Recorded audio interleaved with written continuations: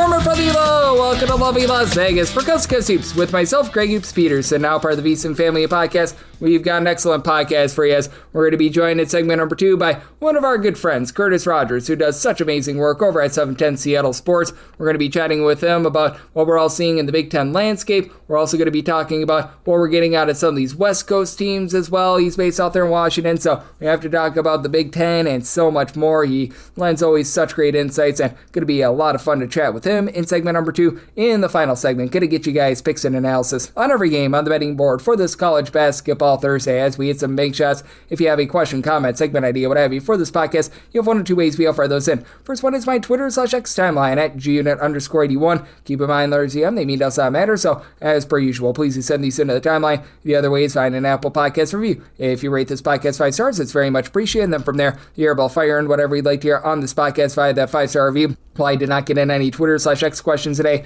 We had a fun day of college basketball on Thursday. Let's take a look back at it, try to find some trends, and try to get to know these teams a litlittle bit better. Games from yesterday is Greg buzzing about. Here is the rowdy recap. If you're looking at cover percentages in conference play and conference play only, Florida 9-2 against the spread in the SEC. They take it to Georgia, 86-66 the final, now 9-2 straight up in SEC play, as well as for Florida, they go 10-26 from 3. They've been sorting things out there. They've been amazing on the boards, win the rebound battle 42-35, and for Georgia, things are starting to go downhill for them. They shoot 35% from the floor, and how about Ruben Chinyelu? 20 boards in this game. Xavier Lee found it with 7 assists, 0 turnovers, 18 points. Really good performance out of Florida. Now for UConn, they've been a really good team in terms of straight up. They're one of the best teams in all of college basketball. Haven't been covering a lot of numbers though. They dropped to now 9-16 against the spread. They were a double-figure favorite against Butler. They didn't have a bad performance in this game, but the line of more around 11.5, and they only won by 10, 80-70 the final. As for UConn, 13 out of 31 from 3. Solo Ball was able to get it going. He goes 6 of 12 from 3, 24 points, and Drayton Jones helped out the cause for Butler, who was able to give you 15 points, and Butler now 12 and 13 against the spread, so pretty ho-hum there. But for UConn, even though they do not cover the spread, so a relatively nice performance out there from them. Yeah, Texas Tech really just take it to Colorado, 78-44 the final, and things very much starting to go downhill for Colorado as of right now. They're now 11-14 against the spread, and they lost in pretty much every facet of basketball. Texas Tech wins the rebound battle by a count of 47-30 as JT Toppin, another double-double, 16 points, 18 rebounds, Donovan Atwell, 20 points for Texas Tech. They were able to go 12 of 30 from three-point range, and for Colorado, well, they've also lost the turnover battle by a count of 15-12 for Michigan. They do a nice job finding a way to persevere and be able to get the job done in this one by a count of 87-75. Now, for Michigan, it was a little bit hairy in this game because Michigan gets down by a count of 58-43 with about 14 minutes remaining. From there, they outscore them by a count of 44-17, if my math serves me correct. Might be 43-17, but they just absolutely destroyed Northwestern in the final about 14 minutes of this game. As for Michigan, only 8 of 29 from three-point range, but you were able to have a relatively good performance here out of Yaxel Lendeborg. He was able to give the team a double-double as he supplies for the team 12 rebounds, 15 points, and for Northwestern, just 6 of 25 from three-point range. They get pile-driven on the glass, 47-30, so Michigan, they don't get the cover, but they do find a way to be able to get the job done in that one, and also being able to get the job done. How about Virginia Tech on the road against Clemson? 76-66, the final in this one. As for Carter Welling, he did his best for Clemson. He was able to supply 19 points, and for Clemson, they were able to do a relatively okay job in terms of winning the turnover battle, 13-9, but they lose the rebound battle, 29-27, and Virginia Tech, they hit the free throws, 13 of 13 at the charity stripe, 23 big points out of Jalen Bedford, so they find a way to be able to get the upset, and they score a big win for them. If you're looking at some of your top trend teams in all of college basketball, Seton Hall now 15-10 against the spread. Been a little bit more up and down here in Big East play, but they were able to do a nice job taking it to Providence, 87-80, the final. And by the way, for Providence, they have been your second best over team in all of college basketball now. 19 overs to 6 unders, and Seton Hall, they've actually been one of your best under teams in all of college basketball this season. As for Seton Hall, with this rare over, they're now 10 overs to 15 unders. DePaul's actually now your best under team out there in the conference at 9 overs to 16 unders. By the way, for DePaul, they are able to get the cover and the outright win by a count of 72-71 over Creighton. Creighton went 14 of 27 from 3-point 3-point range. Still lost that game thanks to NJ Benson being able to put in there a double-double for DePaul, and DePaul all of a sudden 15-8-2 against the spread thus far this season. But getting back to Seton Hall, they were able to find a way in this game despite the fact that Providence did shoot 14 of 34 from 3-point range. Seton Hall was 6 of 16 from 3, but how about Adam Clark? 31 points, 8 assists, 5 steals. He did a nice job lighting it up, so a very big win out there for Seton Hall to be able to get that cover. And then you were able to see these guys be able to find a way, as Eastern Michigan has been 7 overs to 17 under, so they've been a really good under team, but they've also been one of your best teams against the spread. As a matter of fact, they were your best team against the spread. That was in action on Wednesday. Now 18-6 against the spread. They followed Kent State after they were leading 47-40 at the half, but they do still find a way to be able to get the cover. That was a total of 95-91 as Addison Patterson, 32 big points for Eastern Michigan, and it's been a Kent State team that's had a little bit of a tumultuous year against the spread. There's been a divide between the have and the have-nots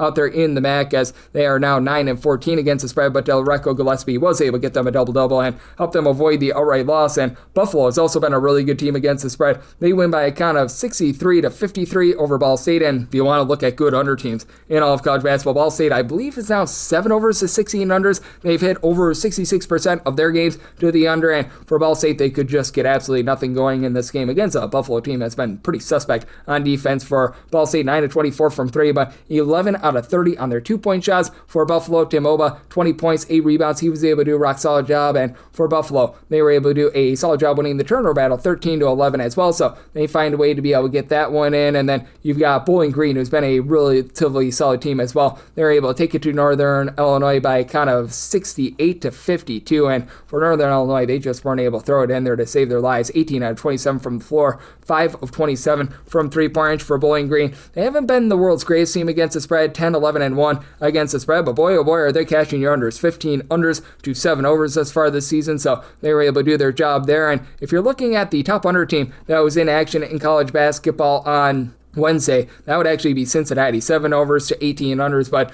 man, did they take it to Kansas State, who has been having a rough season. For Kansas State, they fall in this game 91-62. PJ Haggerty provided 24 points. Nobody else on the roster was able to give more than 7 points, and Cincinnati, 16 out of 28 from 3-point range, so back-to-back overs. They also played that Central Florida game to the over. They have not been great against the spread, but hey, all of a sudden you're starting to get something going there. And by the way, to clean up Ball State, 6 overs to 16 unders thus far this season, so they've been cashing a whole bunch of unders out there. Another team that's been cashing unders, how about Boston College? 8 overs to 16 unders thus far this season. They fall to Samford 70-64, so by a count of 6 points, and Samford's able to get that cover. As for Boston College, pretty solid defensive team, but 4 of 16 from 3-point range. They lose their turnover battle 12-11, and for Samford, they had on their side Abuka Okore, star freshman, who was able to give the team 22 big points. So Boston College, they do find a way in that one. Another team has been very demonstrative with regards to the total, says we've been looking at a lot of good under teams thus far. And by the way, if you're looking at another team that's been pretty solid to the under, Florida, now 8 overs, 15 unders, and a push. We cleaned them up a little bit earlier, but if you're looking at one of your top over teams in all of college basketball, that would actually be New Mexico at 16 overs to 7 unders. But against Grand Canyon, this game stayed under, with New Mexico getting that win 70-64 the final. They have been a nice revelation out there in the Mountain West, and for New Mexico, now 12-11 against the spread, and they were able to get the job done thanks to going 9 of 16 from 3-point range and 4 of 25 for New Mexico. New Mexico wins the rebound battle by a count of 35-31. They win the turnover battle 14-12, but just could not put it in there. And Jake Hall, 23 big points out of New Mexico. I will say, if you had this game, this was the bad beat of the night for Cal. They were down 2 in overtime. It looked like they were going to be able to cover. Game goes to double overtime. They don't cover in double overtime. 107-1 under the final, as Syracuse is able to get the cover in this game. As for Syracuse, just 6 of 25 from 3 and 25 out of 42 at the free throw line, but they won the turnover battle 16-12, 43-41. They win the rebound battle, and for Cal, you had nobody come off the bench for more than 4 points, despite the fact that the game went to double overtime. This was also a very big sway, as Marshall was trailing by 17 points in the second half without their main big man and Matthew Van Kamen against Old Dominion, and Old Dominion upchucks defeat from the jaws of victory. As for Old Dominion, they fall by a count of 81-79. Overnight, this was a line of Marshall being about a 1.5 favorite. favorite. This actually closes more around 2.5 to 3.5, so if you got it late, you were able to get that cover on Old Dominion, but man, that was not great to say the least, with Wyatt Fricks, 24 big points, so that was a lot of Fricks points in that game, so I have to like to see that. In terms of a team that's been really rough against the spread thus far this season, VMI, they're now 9-16 against the spread, and we saw some very interesting SoCon action as for VMI. They fall to UNC Greensboro by kind of 92-71 as UNC Greensboro starting to light it up. They've been one of your lesser teams against the spread in all of college basketball this year, but now back-to-back covers for them. They are now up to 9-15 against the spread as VMI does go 12 of 33 from 3, but for Greensboro, 14 of 38 from the outside. They won the rebound battle 38-30 as well, so Greensboro, they do find a way to be able to get that one in, and Mercer has been one of your best cover teams in all of college basketball as well. 69-64 is about a 3.5 point favorite. They're able to take it to Furman in this one, and for Mercer, they're now a top 10 team in terms of against the spread record in all of college basketball. They're up to now 17-6 against the spread, and for Mercer, they were able to do this thanks to Armani Mighty along with Brady Shoulders being able to combine for 27 rebounds, so I have to like to see that. It's been a relatively rough year if you've been betting against the spread on this team, as Chattanooga now 10-13 against the spread. They do not cover against ETSU, East Tennessee, 73-61 final, so they found a way in that one. And then another team has been able to make quite a bit of money this season that has been able to rise and ascend. How about Bellarmine? In a lot of places, they did close in that neighborhood of about an 8.5 or so point underdog against Central Arkansas, and they're just able to get within that number as this was a final of 84-76, and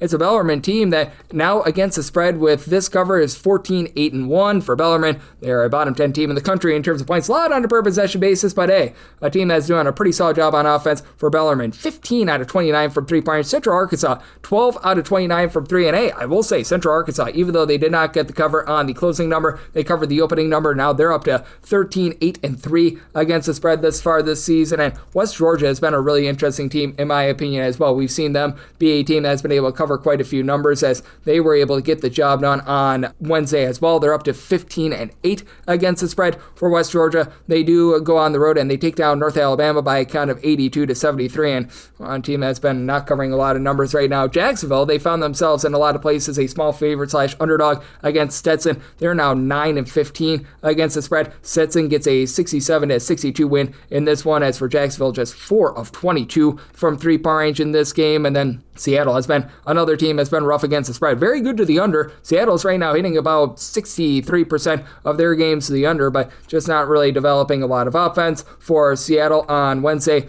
Went out there against Santa Clara and they got blowtorch 84-72 the final. This was a closing spread with the Santa Clara bunch being a favorite of in that neighborhood about 12 to 12.5 points. If you took the early number, you were probably able to get there with Seattle, so it was a little bit dependent, but most places you were able to get there with Seattle because they went down to 22 from 3 points, but Santa Clara 13 out of 35 from 3, so it's been a little bit tumultuous with this Seattle team as well. And if you're taking a look at trend-wise, what we're getting in college basketball right now, it has been a very interesting year where the unders and the underdogs have very much been able to reign supreme, as the under rate in college basketball right now hovering in that neighborhood about 51% overall, and if you look at the last 7 days, it's more around 52%, 168 unders to 155 overs, and the underdogs sitting at 51.4% over the last 7 days, 166 and 157 against the spread. Meanwhile, if you're looking at the entirety of the season, the under rate about 50.9%, 2,146 unders to 2,072 overs, and the underdog rate 51.4%, 2,167 to 2,050 against the spread. That's where we're seeing college basketball right now. That's where we're all getting trend-wise. Coming next, how about if we do chat it up with our good friend Curtis Rogers of 710 Seattle Sports right here on Cubs Go See with myself, Greg Eads Peterson, now a part of the Peterson Family Podcast.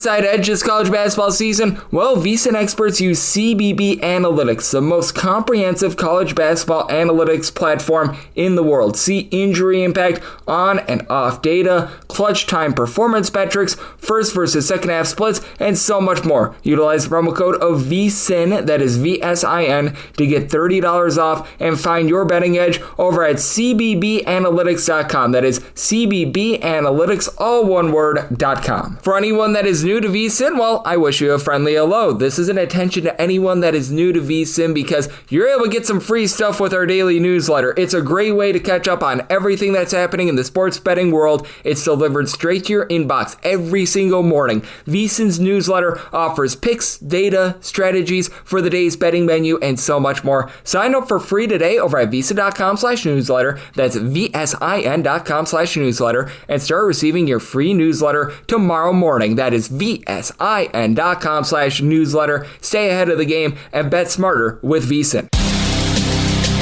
And we're back here in lovely Las Vegas for Coach with myself, Greg Peterson, now part of the VSiN Family Podcast. Always great to be joined by this man as we've got Curtis Rogers aboard. He does such great work over at 710 Seattle Sports. He's a busy man this week because you got a Seattle Seahawks parade that is going on. Obviously, we've got all of these West Coast college basketball teams, the ones specifically out there in the great state of Washington that are all in action. And hey, pitchers and catchers are going to be reporting soon. He does pre and post game hosting for the Seattle Mariners as well. So a jack of all trades that you're able to follow on the old Twitter/X at A Kid From Kent altogether. And Curtis, always a pleasure, my friend. Thank you. Greg, always happy to hop on. And yeah, you mentioned all that going on here in the Northwest. It's crazy. I kind of consider this my downtime, which is always a crazy thing on the sports calendar. But yes, it is fantastic times up here in the Northwest. Obviously, with the Seahawks winning the Super Bowl, that's grabbed plenty of headlines. There's still some great college hoops. And we're just a little over a month away from Selection Sunday. I don't know how many people actually realize how close we are to the start of the NCAA tournament, which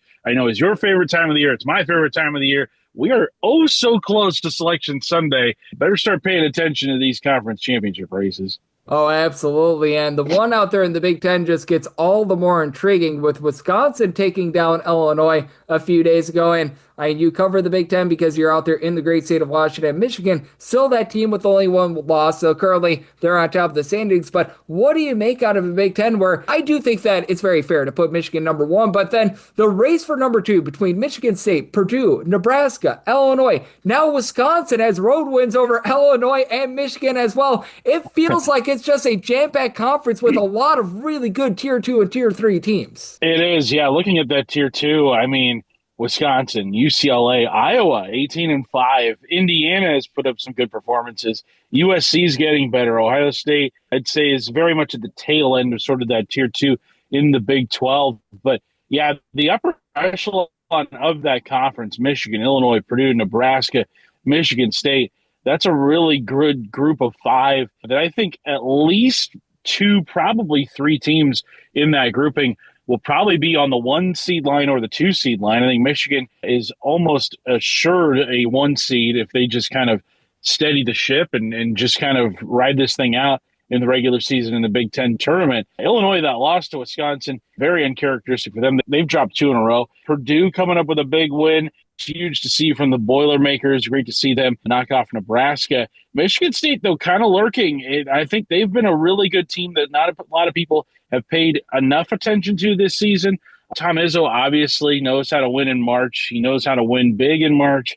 I would definitely keep the Spartans in mind if you're looking for maybe a team that's not exactly on that 1 seed line in the likes of Michigan in the Big Ten, but definitely a team that I think could make a lot of noise in the NCAA tournament. Oh, I am right there with you. I think that that's a team that we certainly need to be keeping our eye on, as we do have Curtis Rogers, who does such great work over at 710 Seattle Sports, joining me right here on Coast to Coast Hoops. And how do we take a look at the West Coast landscape? Because honestly, I expected a little bit more of the West Coast Big Ten teams this year. UCLA has been fine, but it hasn't necessarily been amazing. USC has been falling off a little bit. Obviously, out there in your neck of the woods, it's been just a injury-ravaged year for Washington. And Oregon, man, that is just sad to say the least. And then you've got other teams out west, and it feels like the teams out there in the Big 12, like Arizona's may rise up, but it feels like it's Arizona, Gonzaga, and perhaps you could throw in there one more team to be able to hold a torch for the West Coast teams. But it feels like it's been a little bit of a down year for a lot of these West Coast teams. Yeah, very much Arizona doing the heavy lifting, Gonzaga as well. And I would say Gonzaga was definitely holding up their end of the tent pole prior to their surprising, shocking loss, really, to Portland. Really unexplainable how we both lived in the city of Portland, and hardly anyone knows that the Pilots have a basketball team. It's true. Their arena is more known for the home of the G League Rip City Remix. Shout out to our buddy Devon Pouncey, who's the color analyst. Exactly. But Gonzaga's loss to Portland, inexplicable. And also, it kind of makes you wonder, like, are they going to be susceptible to maybe falling to a Cinderella in the NCAA tournament? I think with a loss like that, I think you can take Gonzaga probably off that 2-seed line.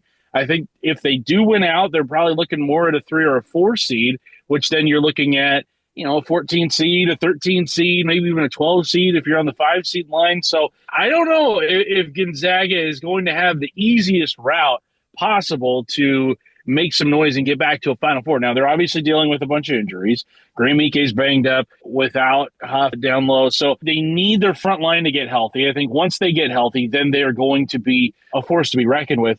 Arizona losing to Kansas for their first loss of the season. Not a bad loss by any stretch of the imagination. I mean, Kansas is a top 10 team. Fog Allen Fieldhouse is a madhouse. One of the toughest, maybe the toughest place to play in college basketball these days. Not a concerning loss, I would say, for Arizona. One thing, though, that did kind of pop up in that game that I am a little bit concerned with Arizona is, well, I mean, that was the first time we've seen them trail, and it did feel like even when it was like a 6-point game, it still felt very much in the grasp of Kansas.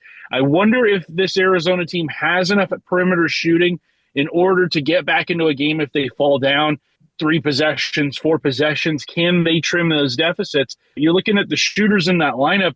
It's not really evident outside of maybe Anthony Del Orso of a guy who can just kind of knock down a 3 here or there. Braden Burry's a really good player, more of a slasher type. Jaden Bradley, his jump shot kind of, hot and cold here or there. So that's something to watch out for Arizona is if they get down multiple possessions, how can they shoot their way back into a game? But, I mean, they're the deepest team in the country. They have been blowing teams out left and right, and you lose to a good Kansas team. I'm not calling for a red alert with Arizona by any stretch of the imagination. I think they're very much going to be in the hunt for a number 1 seed. They do have some tough tests the rest of the way. They've got a tough one against Houston. Their final homestand of the year is against Kansas and Iowa State. That's going to be a really fun stretch there in Tucson. So they're going to get some tough tests here. Rounding out conference play in the Big 12 should be a fun final couple of weeks here for the Cats and for everybody in the Big 12. Oh, I'm right there with you. And Curtis, I think that it's really interesting that you bring up that loss to Kansas as well, because I think that it just reaffirms the point that I've been really making the last few weeks. Even though we do have top teams in the sport, like I would say Arizona, Michigan, even with their loss to TCU, Iowa State has been rock solid. UConn, even with their loss to St. John's, has been solid as well. But it feels like those top few teams are a little bit more fragile than they were last year. And I didn't even mention the lone undefeated team in Miami of Ohio. I don't think a lot of people are going to be putting them number 1 right now, but hey, they're an undefeated team right now, and I think that just reaffirms the point where it feels like we've got a really, really deep, like tier 2, tier 3, those teams like I would say 6 through 30 in all of college basketball. I think you can make a case for pretty much all of those teams to be able to make a deep run in March if the draw breaks right. Yeah, I don't see it being as chalky as it was last year. I know you got a lot of grief for picking 4 number 1 seeds. Hey, it was right. Lo and behold, exactly, you were right. And most people who went that route had a very lucrative March Madness pool. Shout out to Chalk last year,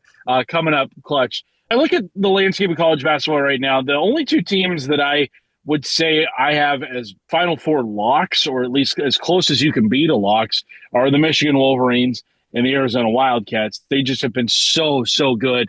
Both teams to this point in the season, both only have 1 loss at this point in the year, and the metrics love them. And as we know, the metrics are very good at predicting which teams will go far in the NCAA tournament. Very rarely do we see any sort of randomness. Obviously, there is the occasional NC State. Shout out to DJ Burns, one of the great characters in college basketball over the last decade. But you're not going to see that very often in college basketball. You're not going to see a Final Four like FAU and San Diego State and 4-seeded UConn. I forget who else was in the Final Four that year. It was just one of the most random seedings of all time. But I think this year you're going to see a mix of seeds. I think you're going to see at least a number 1. You'll probably see a couple number 2s. You'll probably see a 3 or a 4. I don't think it's going to be as chalky as last year, but I do think that there are some teams that have definitely asserted themselves as national title contenders. But I do think there are more of those teams this year than there were last year. Absolutely. And we just touched upon the top teams as Curtis Rogers, who does such great work over at 710 Seattle Sports, is joining me right here on Coast to Coast Soups.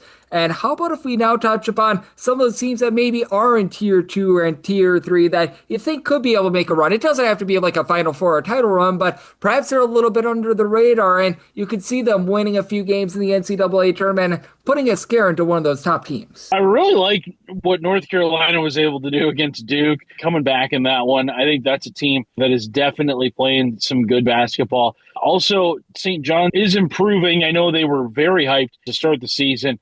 They're now looking like they're playing better. And then how about Texas Tech? They're a team that's just kind of been waiting in the wings there in the Big 12. They've got great head coaching in Grant McCasland. We know that they have a really, really talented roster.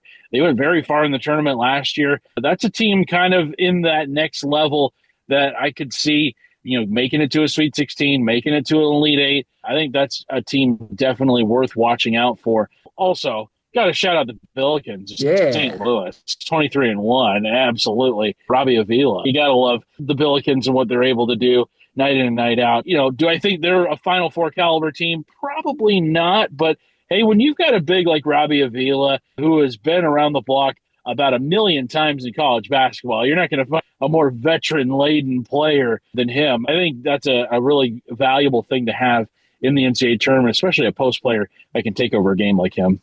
Yep, absolutely. And do you think that this could be a better year for some of those mid-majors? Because you just mentioned the Billikens, and I do think that they're going to be able to make a run this season. I mentioned Miami of Ohio still being undefeated, and heck, I would even take a look at a team like a Stephen F. Austin as a team that might be able to make a little bit of noise. It feels like the mid-majors are back in college basketball. Maybe we're not going to see 4-12/5 upsets or anything like that, but a team like Hawaii in our neck of the woods, Yale, Cal Baptist, it does feel like these mid-majors have a lot more oomph than they did a season ago. Yeah, I think so. A good example of why I think that could happen is last year in the NCAA tournament, San Diego didn't ultimately knock off Michigan. They came knocking them off.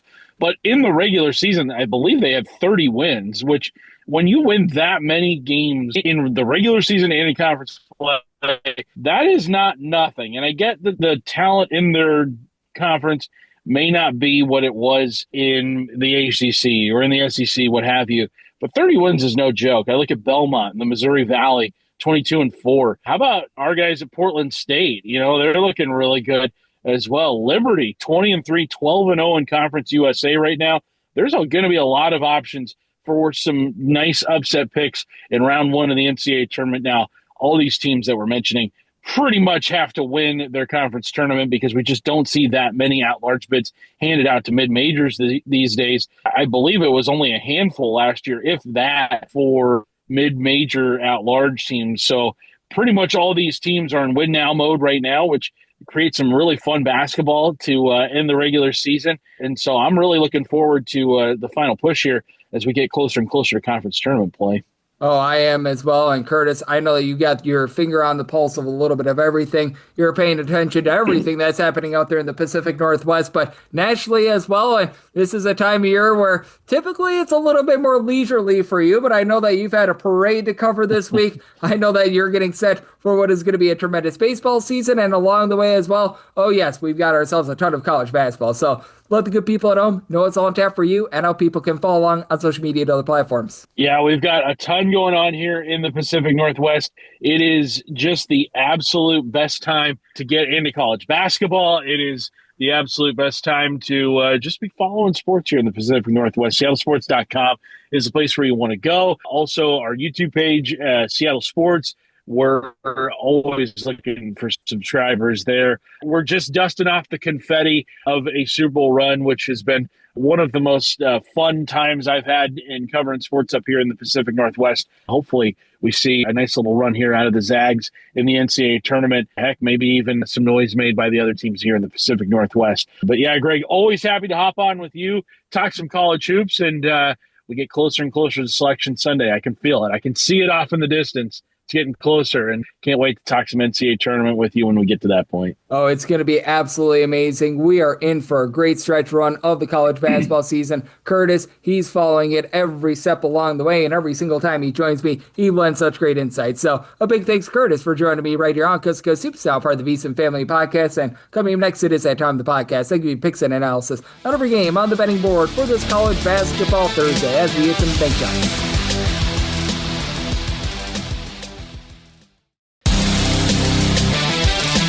We're back here in lovely Las Vegas for Coast to Coast Hoops with myself, Greg Hoops Peterson, now part of the VSiN Family Podcast. Always a pleasure to be joined by one of our good friends, and Curtis Rogers, who does such great work over at 710 Seattle Sports. Every single time he joins me, he lends such great insights, and did so once again today. So big thanks to Curtis for joining me in the last segment. Now it is that time of the podcast. I give you picks and analysis on every game on the betting board for this college basketball Thursday as we hit some bank shots. Most financial establishments close at a certain time, but not here. It is time for a side and total on every game on today's betting board bank shots.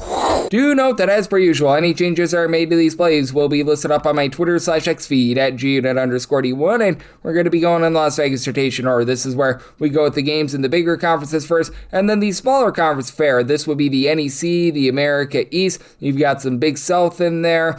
I don't think that we've got any Patriot League action, but if we had Patriot League action, that'd be at the bottom as well. Let's get things started. 741, 742. Middle Tennessee is on the road against Kennesaw St. We give our to Lane Kiffin. Go Owls as Kennesaw St between a 3.5 to a 4-point favorite. It's on scheme. You're going to be getting this right around about a 149.5 to a 148.5, and I do like the underside by total 147.5. Now, Kennesaw State still looking to gun it in terms of total possessions per game. They are 13th in the country. Middle Tennessee, much more of a mid-tempo team at 239th, but for this Kennesaw State team, they did lose Simeon Cottle, their main point guard, at the beginning part of the season, and he was giving the team 20 points per contest. He was part of that FBI sting, and it's a Kennesaw team that's just been pedestrian with their offense. So one thing that they do a really good job of is being able to hit the glass. In terms of percentage of their missed shots to become an offensive rebound, this team is checking in 35th in the country, but I mean, they're about 174th in terms of points scored on a per possession basis. Love what Frank Juan Sherman has been able to give this team with about 8.5 rebounds per game. You've been having RJ Johnson really step up as the point guard in the absence of Simeon Cottle, as he's been able to give you about 3.8 assists per contest in conference play. You've had Brandon Skip-to-my-Lou, Trey Simpson be able to combine for about 20 points, 11 rebounds per game, but that said, you've had Ramon Seals also being out of the lineup. This is a guy that's able to give you about 5.5 boards, 10.5 points per game. We haven't seen him in about a month, and for Middle Tennessee, it's been a team that's been rather average with regards to pretty much all their metrics. This is a Middle Tennessee team that really doesn't fight for a lot of second and third chances, but they're really not giving opponents a lot of second and third chances as well. For Middle Tennessee, you've been able to have Torrey Olson be able to give you a double-figure amount of points, about 6 boards, block plus per contest. Middle Tennessee shoots about 34.5% from three, country average team in terms of both points scored and points allowed on a per possession basis. More around about 200th in the country in terms of points per possession away from home. At home, that actually dives outside the top 250, but you've been able to get really good production out of Kamari Lands, who's been supplying 14 points, 4 boards from three-point range, shoots about 35% from three. You've had Javon Carter be that main facilitator with about 4 assists per game. Middle Tennessee, country average team in terms of taking care of the ball, but for Middle Tennessee, they've also been doing a good job in terms of not allowing a lot of clean looks. They're not going to generate a lot of turnovers, which is good for Kennesaw State. Kennesaw State has been outside the top 235 in terms of turnovers on a per possession basis, but for Middle Tennessee, they're a top 175 team in terms of opponents' 3-point shooting percentage, a top 150 team in terms of opponents' 2-point shooting percentage. I do think that this is going to be a rather controlled game that Middle Tennessee is going to be able to hold in there on, and if this comes down to free throws, Kennesaw State at home shoots less than 67% at the free throw line. So set a total of 147.5. I like the under, and a 4+ taking the points with Middle Tennessee. 743, 744 on the card. You've got Northern Kentucky on the road against IU Indy, and IU Indy does find themselves as a home underdog here of 5.5 points. 162.5 to 163.5 is the total. I'm going to be willing to lay it with Northern Kentucky. I did set them as a favorite of 5 points for this Northern Kentucky team. They've been looking to push a little bit more tempo here recently. In terms of total possessions per game, they've ascended as 82nd, and this IU Indy team, they are absolutely looking to fly.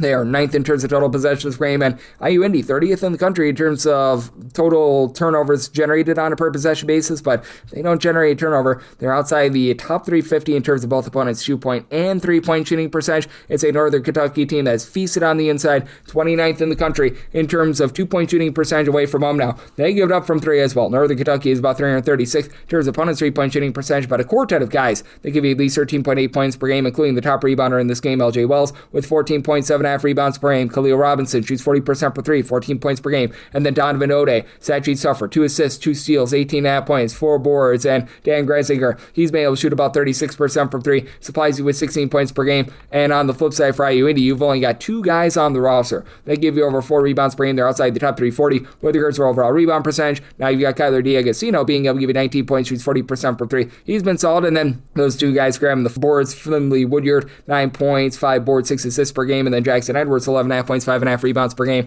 as well. But you still have a lot of question mark with an IU Indy team that they just have not been able to generate a lot of turnovers here in conference play. They've been slowed down a little bit more in conference play, but they're still just not efficient with their defense. I do think that this is going to be an up-tempo game, and I do think that Northern Kentucky takes it to this IU Indy team, an IU Indy team that has really struggled to be able to get to the free throw line. By the way, in Northern Kentucky, if they need to sink free throws to cover the number, shoot about 72% of the free throw line. So set a line at 8. I'm going to be willing to lay the number, and like the over, semi-total at a 168, 745, 746. So you've got UNC Wilmington. They are going to be playing us to Elon. Elon is a underdog here of 7.5 points on this game, 152 to 152.5, and I'll take the points with Elon. I did set them as an underdog, 6.5 points now for this UNC Wilmington team. Solid defense, top 60 team in terms of points allowed on a per possession basis, and they just do a supreme job on the glass with Patrick Wessler coming over from Virginia Tech, 13 plus points, 9 plus rebounds per game. They're top 25 team with regards to their overall rebound percentage, both offensively and defensively. Wilmington will leave themselves a little bit vulnerable on the inside as they're actually a really good three-point shooting defense. They're allowing teams to shoot only about 29.5% from three-point range, but they themselves can be a little bit hit or miss. You've had Nolan Hodge be able to give you about 15.5 points per game. He shoots in the high 30s from three-point range, but Wilmington is really not going to put you under duress. That helps out a Elon team that's been one of the most efficient offenses in all of college basketball.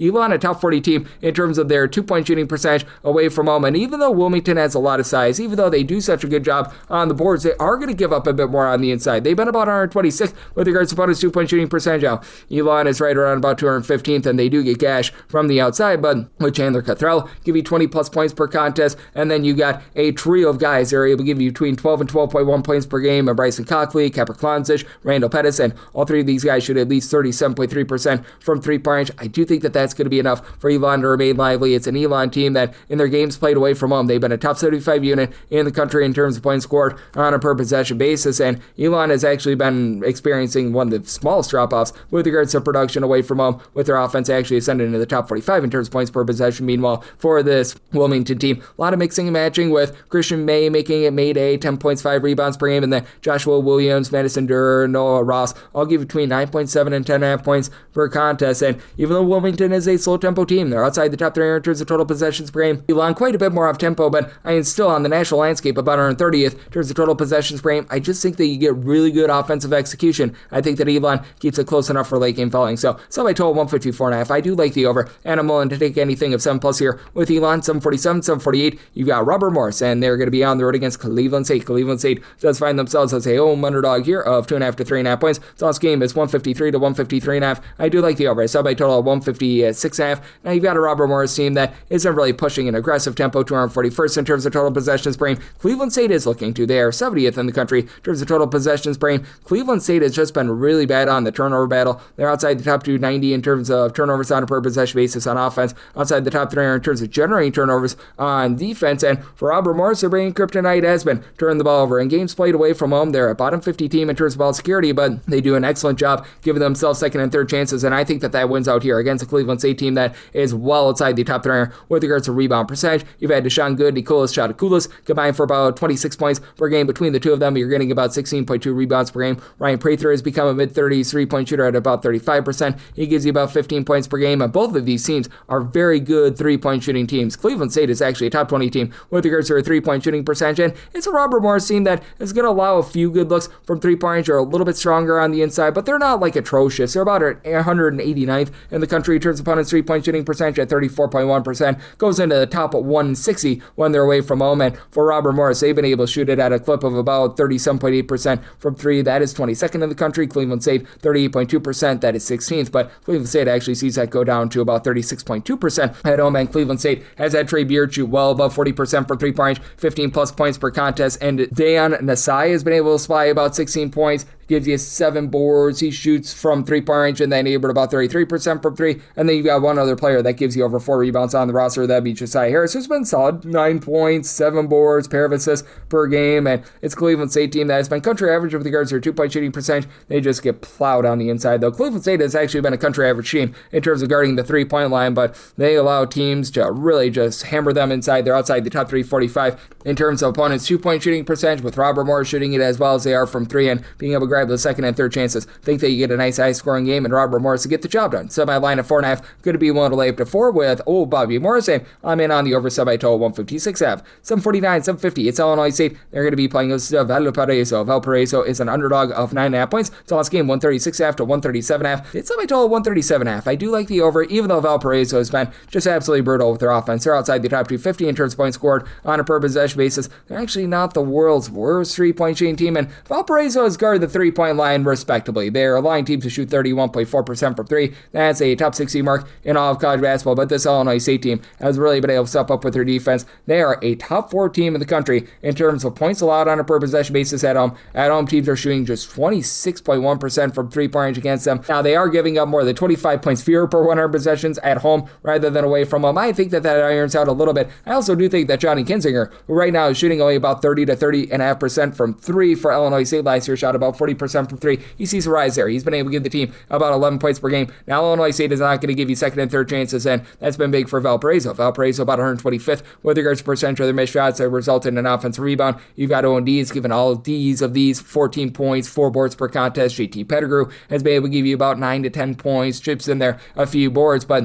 I don't think that they're going to be able to stand up to Chase Walker, who's been supplying 14 points, 5.5 rebounds per game. You've got a true 7-footer in Brandon Lieb, who doesn't give you a lot of scoring, but throws in their block, 4.5 rebounds per game. And then Terry Coleman, Bowden Skunberg off the ball for Illinois State. They both give you 10.5 points per game. They shoot between 42 and 43% from 3-point. It's an Illinois State team that overall has been a top 100 team with regards to both their 2-point and 3-point shooting percentage. Not as sterling as it was a season ago. And this is not a team that's going to put you under duress, generate a bunch of turnovers, but I do think that they are going to be good enough to be able to get the job done here. It's a Valparaiso team that has been able to do a relatively solid job in terms of guarding the perimeter, but they're also not a team that's going to put you under a lot of duress. They're outside the top 180 in terms of turnovers generated on a per possession basis, and for this Valparaiso team, they just don't do a great job in terms of getting to the free throw line themselves. That's their best shooting percentage. They shoot 71% of the free throw line as they're outside the top 250 in terms of both their 2-point and 3-point shooting percentage, despite Rakeem Cheney give you about 10 points, shoots 39% from 3-point. These are two slow but not super slow teams. With Illinois State, they're about 231st in the country in terms of total possessions per game. Valparaiso finds themselves just inside the top 260 at 254th. Do think they get just enough scoring for the over semi-total 137.5, and I recognize that Illinois State shoots less than 70% of the free throw line. I think they win this game comfortably enough to not rely on those late fouls. So semi-line at 11.5, willing to lay with Illinois State, and I like the 137 or less to the over. 751, 752. Monmouth is on the road against Drexel. The Dragons of Drexel are a slim favorite here. Going to be laying 1.5 to 2.5 points with them. 130 to 130.5 is the total, and made my line 4.5. So I'm going to be willing to lay with Drexel. You've got a Monmouth team that's pretty slow in terms of total possessions per game. They check in 245th, and Drexel is even slower. This Drexel team is right now 342nd in terms of total possessions per game. Drexel's honestly shooting it pretty solidly from 3. At home, they shoot 37.8% from 3-point range. That is a top 55 mark in all of college basketball. Overall, 84th at 35.5%. Monmouth, an okay shooting team as well, and that goes up to 35.7% from 3-point range away from them. That is a legit top 110 mark in the country, but Monmouth takes a lot of their shots inside. Monmouth is 42nd in the country in terms of percentage of their shots that are 2-point shots, and they are just not executing well down low. Right now for Monmouth, they are 311th in the country with regards to their 2-point shooting percentage, and this has been a Drexel team that has been able to thrive on the glass for the last few seasons. They are giving up a few more second and third chances than what you're used to seeing, but they do a nice job pulling in their second and third chances. Top 145 team in terms of offensive rebound percentage, and for this Drexel team, it is very much a whole is greater than the sum of its parts approach team, as right now you've been able to have Shane Blakeney headline things with about 13 points, 4.5 boards, right around about 2.5 assists, and he does shoot 36% from 3-point range, but then from there you've got essentially 4 different guys between 9 and 9.4 points per game. Eli Beard, Josh Reed, Victor Panoff, along with Kevon Vanderhorst, and for as good as Drexel is on the glass, Garfield Turner is the lone guy that gives you 5+ rebounds at approximately 5 rebounds per game. Meanwhile, for Monmouth, you've got Doc Mortar, who doesn't give you a lot of scoring, but he gives you a block and half per contest, and then Jason Rivera-Torres, your top scorer, he supplies 16 points, throws in there 2.2 steals. He's been able to do a nice job in terms of giving you just a lot of versatility, and then Justin Ray shoots 40% from 3. Andrew Ball has been able to shoot about 35.5% 35.5% from three. And then Jack Collins, 5.5 assists, 5 boards, not too much of a score with about 8 points per game, but has really helped this team out. And additionally, it looks like they're getting back Kavion McClain, a transfer that came in from Texas Southern, where he was about a 14 point per game scorer. He was missing for the first 20 or so games of the season, so we'll see what he's able to provide moving forward. Should be able to help out this Monmouth team a little bit, but I still think that you're going to get a slog of a game. I recognize that Drexel in a pressure spot, they are awful at the free throw line. They are shooting about 64.5% of the free throw line, bottom 10 mark in the country, but I think that with how strong they are in terms of guarding the arc, Drexel, top 40 team in terms of opponents' 3-point shooting percentage, they put the clamps down on defense, top 100 team in terms of points allowed on a per possession basis, they get it done. Willing to lay up to 4 with Drexel, and I like the under semi-total 127.5, 753, 754. Stony Brook is on the road against Towson, and Towson finds themselves as a favorite of 5.5 to 6 points. So on this game, 133 to 133.5. I like the under semi-total at a 130.5. You've got a Stony Brook team that's looking to play slow in terms of total possessions per game, 256. Towson is just really slow, 349th, and it's a Towson team that really has not generated a lot of offense out of 365 Division I teams. Depending upon how the day goes on Wednesday, they're either going to be 362nd or 363rd in terms of their 3-point shooting percentage. They're shooting about 27.5% from the outside, but it's not like the Stony Brook team is lighting the world on fire themselves. They've been 287th in the country with regards to their own 2-point shooting percentage. Stony Brook is 232nd in terms of points scored on a per possession basis, and for this Towson team, they just have not been able to generate a lot on offense when they've been specifically at home. They're outside the top 250 in terms of their points scored on a per possession basis at home, but that said, it's a Towson team that has been really good in terms of not allowing a lot of clean looks at home. 23rd in the country in terms of points per possession allowed at home. They allow teams to shoot just 29.5% from three, and with the Stony Brook team 287th with regards to their own 2-point shooting percentage, I think that that's going to reign supreme here. And you've got a Towson team that's been very dominant in terms of being able to grab second and third chances. 34.7% of their missed shots become an offensive rebound. That is 34th in the country. Stony Brook 298th with this regard. And for Stony Brook, they really come and go with their top scorer. They bring him in from UW-Milwaukee and Eric Pratt, 19 points, 4.5 boards, 3.5 assists. He only shoots about 31% from three-point range. Then you've got Hot Rod Brown along with Andre Shakoji. Hopefully I said that correct. These two guys combine for 20 points per game, and Shakoji does shoot about 47% from three-point range. Stony Brook has been a good three-point shooting team. They shoot about 36% from three, top 100 mark in the country, and they've been holding up inside for Stony Brook. They're a top 55 team towards opponents' 2-point shooting percentage, but they really don't put you under duress, and really neither of these teams do. Stony Brook, a country average team in terms of generating turnovers. Towson right around about 300th, but even with that, I do think that Towson is going to be able to go out there and get the job done on their own floor because that defense is that dominant, and additionally, Tyler Tejada, Dylan Williamson, they combine for about 30.5 points per contest. You actually have Tyler Coleman shooting 46.5% from three. The problem is he takes less than 1 3 per game, but 6 points per contest out of him. You've had Jack Dombia be able to give you 10.5 points, 5 boards, a steal per contest. I think that Towson is really just going to suck the life out of this game with how good their 3-point shooting percentage defense has been. I think that this is going to be an almighty slog, and even though Towson is a group that they only shoot about 69% at the free throw line, I do think that they cover this number. I'd set my line at a 6.5, so want to lay it with Towson, and I'm in on the under, set my total at a 130.5. 755, 756. Youngstown St is on the road against Oakland, and the Grizzles of Oakland are a 5 to a 4-point favorite total on this game. You're going to be getting that at a 155.5 to a 156.5, and I like the over. I did set my total at 162.5. You got an Oakland team that's 51st in the country in terms of total possessions per game. Youngstown St is more around about 215th, and it's a Youngstown St group that has been quite good with their 3-point shooting. And hey, on the inside, if you look at them in a road/neutral venue, this team is a top 20 team with regards to their 2-point shooting percentage, and Oakland is outside the top 3 with regards to opponents' 2-point shooting percentage, so should get points out plenty here. But Oakland has also been a team that has thrived on the inside. Top 95 team with regards to their 2-point shooting percentage at home. Oakland is a top 60 team with regards to fewest turnovers on a per possession basis, and specifically at home, 52nd in terms of points per possession. Brody Robinson at the point guard spot has been able to keep things clean, 17 points, 6.5 assists, shoots 35% from three. And Youngstown St, well outside the top 200 with regards to opponents' 3-point shooting percentage. Oakland, they're about a country average team. They shoot about 34.9% from 3-point range, but you got Isaac Garrett, Michael Hoagie, and Bari Navarlura. These three guys combine for 19 rebounds per game. All three give you between 13.5 and 14.7 points per game, and then Zaire Wells shoots at Wells from 3-point range at 40%. And for Youngstown St, it's been a case where they've been caroling all the way with Chris Carroll, give you 17 points, 5 boards. He shoots 42% from 3-point range. You've had down low Emmanuel Zukaloff as a true 7-footer, be able to give you multiple blocks per contest, sort of fill that Gabe Dines role from a season ago. They've got good versatility, shooting about 35% from 3, and away from home, they shoot about 35% from 3. That's the top 100 mark in the country, and they take 50.9% of their shots from three-point range. That is a top 15 rate in the country, but Oakland has become a top 175 team with regards to their opponent's three-point shooting percentage. Oakland still giving it up with regards to their defense outside the top 315 in terms of points allowed on a per possession basis, and the undoing for Youngstown St is going to be the turnovers. They are outside the top 3 in terms of turnovers on a per possession basis. I think that Oakland keeps it a little bit more efficient and clean to be able to get the job done. Semi-line at 6.5, so I'm going to be willing to lay the 4.5 to 5.5, and I'm in on the over. Semi-total 162.5, 757, 758. Murray State is going to be on the road against Indiana State. Sycamore, 3.5 to a 4.5 home underdog. 163.5 to 164 is the total, and I made a total of a 162. I do like the under, mainly because Indiana State, even though they play fast, they're about 85th in the country in terms of total possessions per game. They are just not efficient at home on offense. Indiana State is 342nd in terms of points per possession at home. Meanwhile, Murray State away from home, 25th in terms of points per possession. Now, Indiana State overall for the season, they've actually done a really good job with regards to their interior offense. In terms of their two-point shooting percentage, that is 26th in the country. It's been far better when they've been away from home rather than when they've been at home, though. I don't understand why, but that's been rough for them, to say the least, and Indiana State just has no way of being able to take care of the ball and to just be able to cash in on possessions. They don't give themselves second chances. Indiana State 348th in the country in terms of percentage of their missed shots that become an offensive rebound. In terms of turnovers on a per possession basis on offense, Indiana State is 304th in the country. Meanwhile, you've got a Murray State team that has been neither here nor there in terms of turning the ball over, but they do have down low a guy in Frederick King who's able to give you multiple blocks, 8 rebounds, 13 plus points per contest. Mason Miller is a good three-point shooter for a Murray State team that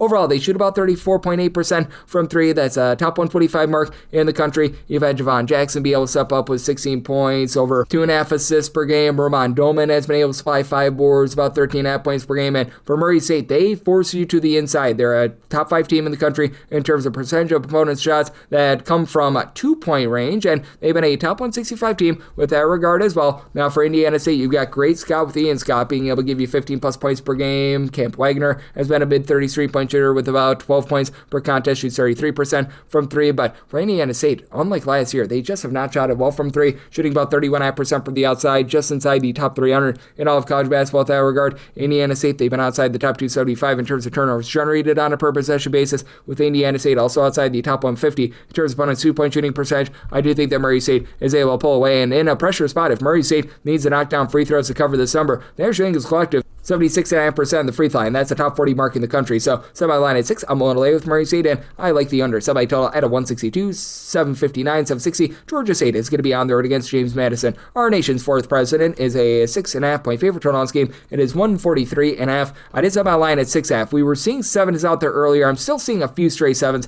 7 plus, I'm going to be willing to take the points. If I absolutely had to play the 6.5, I would be willing to take the points as well, mainly because it's a Georgia State team that, if you look at the overall season numbers, they are absolutely awful on offense. They are 321st with regards to their 3-point shooting percentage, bottom 15 team with their 2-point shooting percentage overall in terms of points scored on a per possession basis. It's 331st, but in conference play, they've been significantly better. They were dealing with an injury during the non-conference portion of the season to Jelani Hamilton. He missed 5 games. He was banged up for a few more that he played in. He's been able to hit mock turbo, 18 points, 4 boards. He shoots 34.5% from 3, and then Malachi Brown has come along for the ride, shooting 36.5% from 3, 11 points per game. And for this Georgia State team, they've been very good on the inside. They've been a top 125 team in terms of opponent's 2-point shooting percentage. Now they're getting land-based on the glass. They're outside the top 225 with regards to rebound percentage, but they're good in terms of being able to get to the free throw line and hit their free throws. They shoot 78.5% at the free throw line. That is a top 15 mark in all of college basketball. Meanwhile, you got a James Madison team that's not going to put you under any duress. They're a bottom 5 team in the country in terms of turnovers generated on a per possession basis. Now they've been a top 125 team in terms of opponent's 2-point shooting percentage, but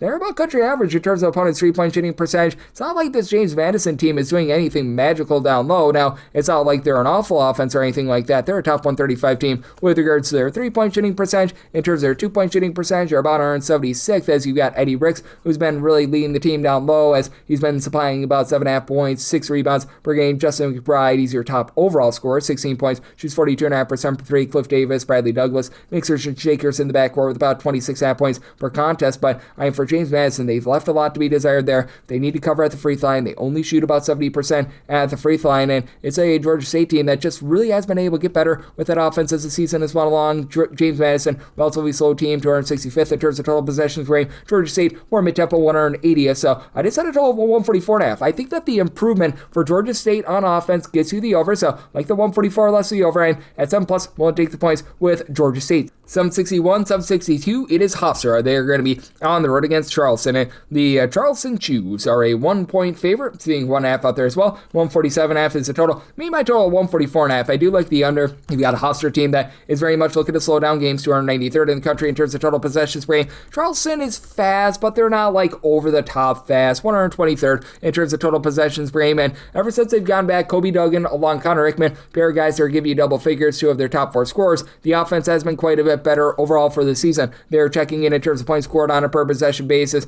right in that neighborhood, about 154, so neither here nor there. But even with those guys back, the one thing that Charleston has not been able to do is shoot it well from 3. They're good in terms of taking care of the ball. They're pretty solid with their 2-point shooting percentage. This Charleston team is just absolutely dreadful from the outside. Right now, they are shooting from 3-point range 29.9%, falls to 28.5% at home. Meanwhile, Hofstra, they are shooting 39.3% from 3 away from home. That's a top 20 mark in the country. And guess what Hofstra does a really good job of on defense? They are a top 12 team in the country in terms of opponents' 2-point shooting percentage. Silas Sunday is a true 7-footer that gives you 6 boards. Victory Otinu is able to give you about 8 rebounds per game. Cruz Davis, 21 points per contest, throws in their 5 assists, and he's been shooting 40% from 3-point range. Preston Eben shoots 40% from 3, about 15.5 points, 4.7 assists per contest. It's a Hofstra team that has been a top 100 team in terms of points scored on a per possession basis. They do a great job with regards to their interior defense. You can get them a little bit from the outside, but for Charleston, nobody's shooting it well from 3. You've got Jalen Counter, shoots about 34% from 3, 17 points, 5.5 boards, 5.5 assists per game, so he's been able to do an okay job there, but they're still dealing with the injury to Mr. Dean, first name Mr., last name Dean. Martin Kalu shoots 33% from 3, 10 points per game, and it's a team that's relatively solid with their interior defense. Shaw Macho has been able to give you 2.5 blocks per contest. Christian Reeves, true 7-footer from Clemson, 10 points, 7.5 boards,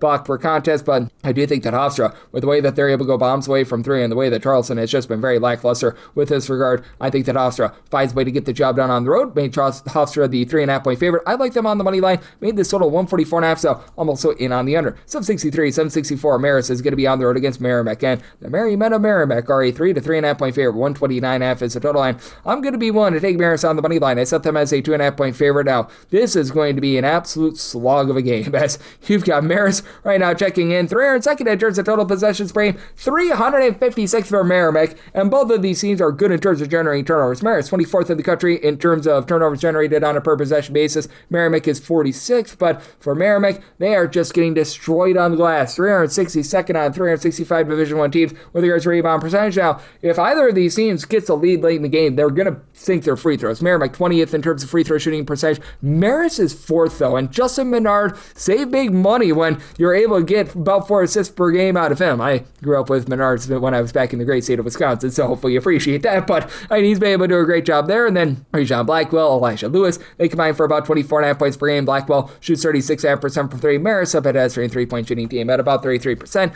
outside the top 225 with that regard. Country average team with their 2-point shooting percentage, but top 15 team in terms of opponents' 3-point shooting percentage, top 30 team with regards to opponents' 2-point shooting percentage. Not like Marist is necessarily lighting the world on fire on the glass. They don't generate a lot of second and third chances for themselves, but they prevent you from getting second and third chances as well. And then on the flip side for Merrimack, you've had 2 nice scorers that have been able to both give you 15 plus points per contest, and Ernest Shelton along KVR Kennedy. They combine for about 33.5 points per game, and Shelton shoots about 37% from 3-point range. Kennedy shoots more like 32%, but on very low volume. But you don't have a single guy in the roster that gives you over 4.6 rebounds per game. Casey Ogakowski actually does give you 1.8 blocks per contest, so that's been solid. And Merrimack has been a top 50 team with regards to opponents' 3-point shooting percentage. Not bad with their interior defense as well, but again, they're just getting so badly blown off the boards that I think that Marist is going to be able to get the job done at a slog. Semi-line at a 2.5. I like Marist on the money line, and I'm in on the under. Somebody told 126.5, 765, 766. You got William and Mary on the road against Northeastern. You don't just get William, you don't just get Mary, but you get both and the pleasure of laying 4.5 to 5.5 points with them total on this game, 167.5 to 168.5. If I were getting William, Mary, and perhaps someone else, I might be willing to lay it, but only William and Mary, I could only make this line 4.5. So at 5 plus, going to be willing to take the points with Northeastern. Now, Northeastern is bad on defense, outside the top 320 in terms of points allowed on a per possession basis, but their interior play has been relatively solid. Top 115 team with regards to their 2-point shooting percentage. They shoot about 33.7% from 3-point range at home. That's actually closer to 35% away from home. And for William and Mary, they're not the same 3-point shooting team that they've been in the past. Outside the top 200 with regards to their 3-point shooting percentage, now they excel on the inside. This William and Mary team, top 35 team with regards to their 2-point shooting percentage. Away from home, they've been a top 50 team in terms of turnovers generated on a per possession basis. And William and Mary away from home, allows teams to shoot less than 31% from three-point range as well. So I do think that's going to be a little bit more of a scramble game, and I do think that the turnovers cost you the over, even though William & Mary is looking to gun it. 18th in the country in terms of total possessions per game. Northeastern about 135th, so they're fast, but they're not necessarily warp speed fast. And for William & Mary, if they're looking to cover this game like they do, shoot about 74.5% the free throw line, about 100th in the country. You've had just a holes greater than some of its parts collective for William & Mary. How about 8 different guys between 7.4 and 11.7 points per game? You've had a main facilitator in Chase Lowe give you 4 assists per game, but then 3 out of your top 4 scorers outside of him, Killian Brockhoff, Reese Miller, and Tunde Falber-Vasasi, all give between 2.3 and 2.4 assists per game. You really don't have that dominant three-point shooter. Joel Emmanuel shoots about 38% from three-point range, but they just do a good job in terms of knowing their role. But here's the problem for William & Mary. They're also outside the top 225 with regards to rebound percentage. It is a Northeastern team that's banged up, and they have not done a great job here as well, especially with having injuries to Yori Fritz, Xander O'Leary, so that's been an issue. But I love what Xavier Abreu along with William Kamori bring to the table. They combine for about 25 points per game. Kamori shoots 42.5% from three-point, throws in there about 2.5 assists per game. It's a Northeastern team that has cleaned up the turnover issues that have plagued them in the past, or country average team in terms of taking care of the ball. They've been able to do a relatively solid job on the inside, and for this Northeastern team, they are a team that's outside the top 250 with regards to rebound percentage, but I think the way that they take care of the ball, Northeastern has been a top 150 team in terms of turnovers generated on a per possession basis. William & Mary outside the top 230 with their own ball security. I think that this is going to be a yucky, scrambled up game that Northeastern holds in there on, so semi-line at a 4.5, we'll take 5+ here at Northeastern, and on the under, semi-total 164.5, 767, 768. You've got Detroit on the road against Wright State. Wright State hopes to be the right side as 9.5 to 10.5 point favorites. 152.5 to 154.5 is the total, and I made a total of 155.5. I like the over. You've got a Wright State team that has been playing at a moderate tempo, 213th in terms of total possessions per game, and for Detroit, 121st. And Detroit, in non-conference play, they were not shooting it from three-point range to save their lives. All of a sudden, here in conference play, though, Detroit has been able to find it. They become a country average team at 34% from three, but specifically in Horizon League play, they shoot 40.8% from three-point range. That is numero uno in the conference. Now, they don't generate any turnovers whatsoever in terms of turnovers generated on a per possession basis outside the top 3. So Wright State going to get a lot of clean possessions, but Orlando Lovejoy has been a do-it-all guy, 13.5 points, 3.5 boards, 3.5 assists, 2 steals per contest. TJ Nadeau has been that top 3-point shooter at 47% per 3, 13.5 points per game, but Tyler Spratt has come from out of nowhere, giving you about 10 points, 40% 3-point shooting, and for Detroit, they're a top 60 team in terms of offensive rebound percentage, despite the fact that Legend Geeter, who gives you 6.1 rebounds per game, is a lone guy on the roster that gives you over 4.7 boards per contest. So I did set Detroit here as a 9.5 point underdog. I'm willing to take the 10 plus with them, even though it's a Wright State team that has been very balanced in their own right. This is a Wright State team that has done a nice job on the inside. They're a top 75 team in terms of their 2-point shooting percentage. This has been a unit that from 3-point range has shot it at a clip of about 35% per 3. Interestingly, 30.4% at home, closer to 38% when they've been in a road/shoot court environment. And this is a Wright State team that they themselves have been doing a nice job on the glass. They've been a top 120 team with regards to rebound percentage with Michael Emirage, who's been able to give you 12 points, 6.5 rebounds per game. But TJ Birds,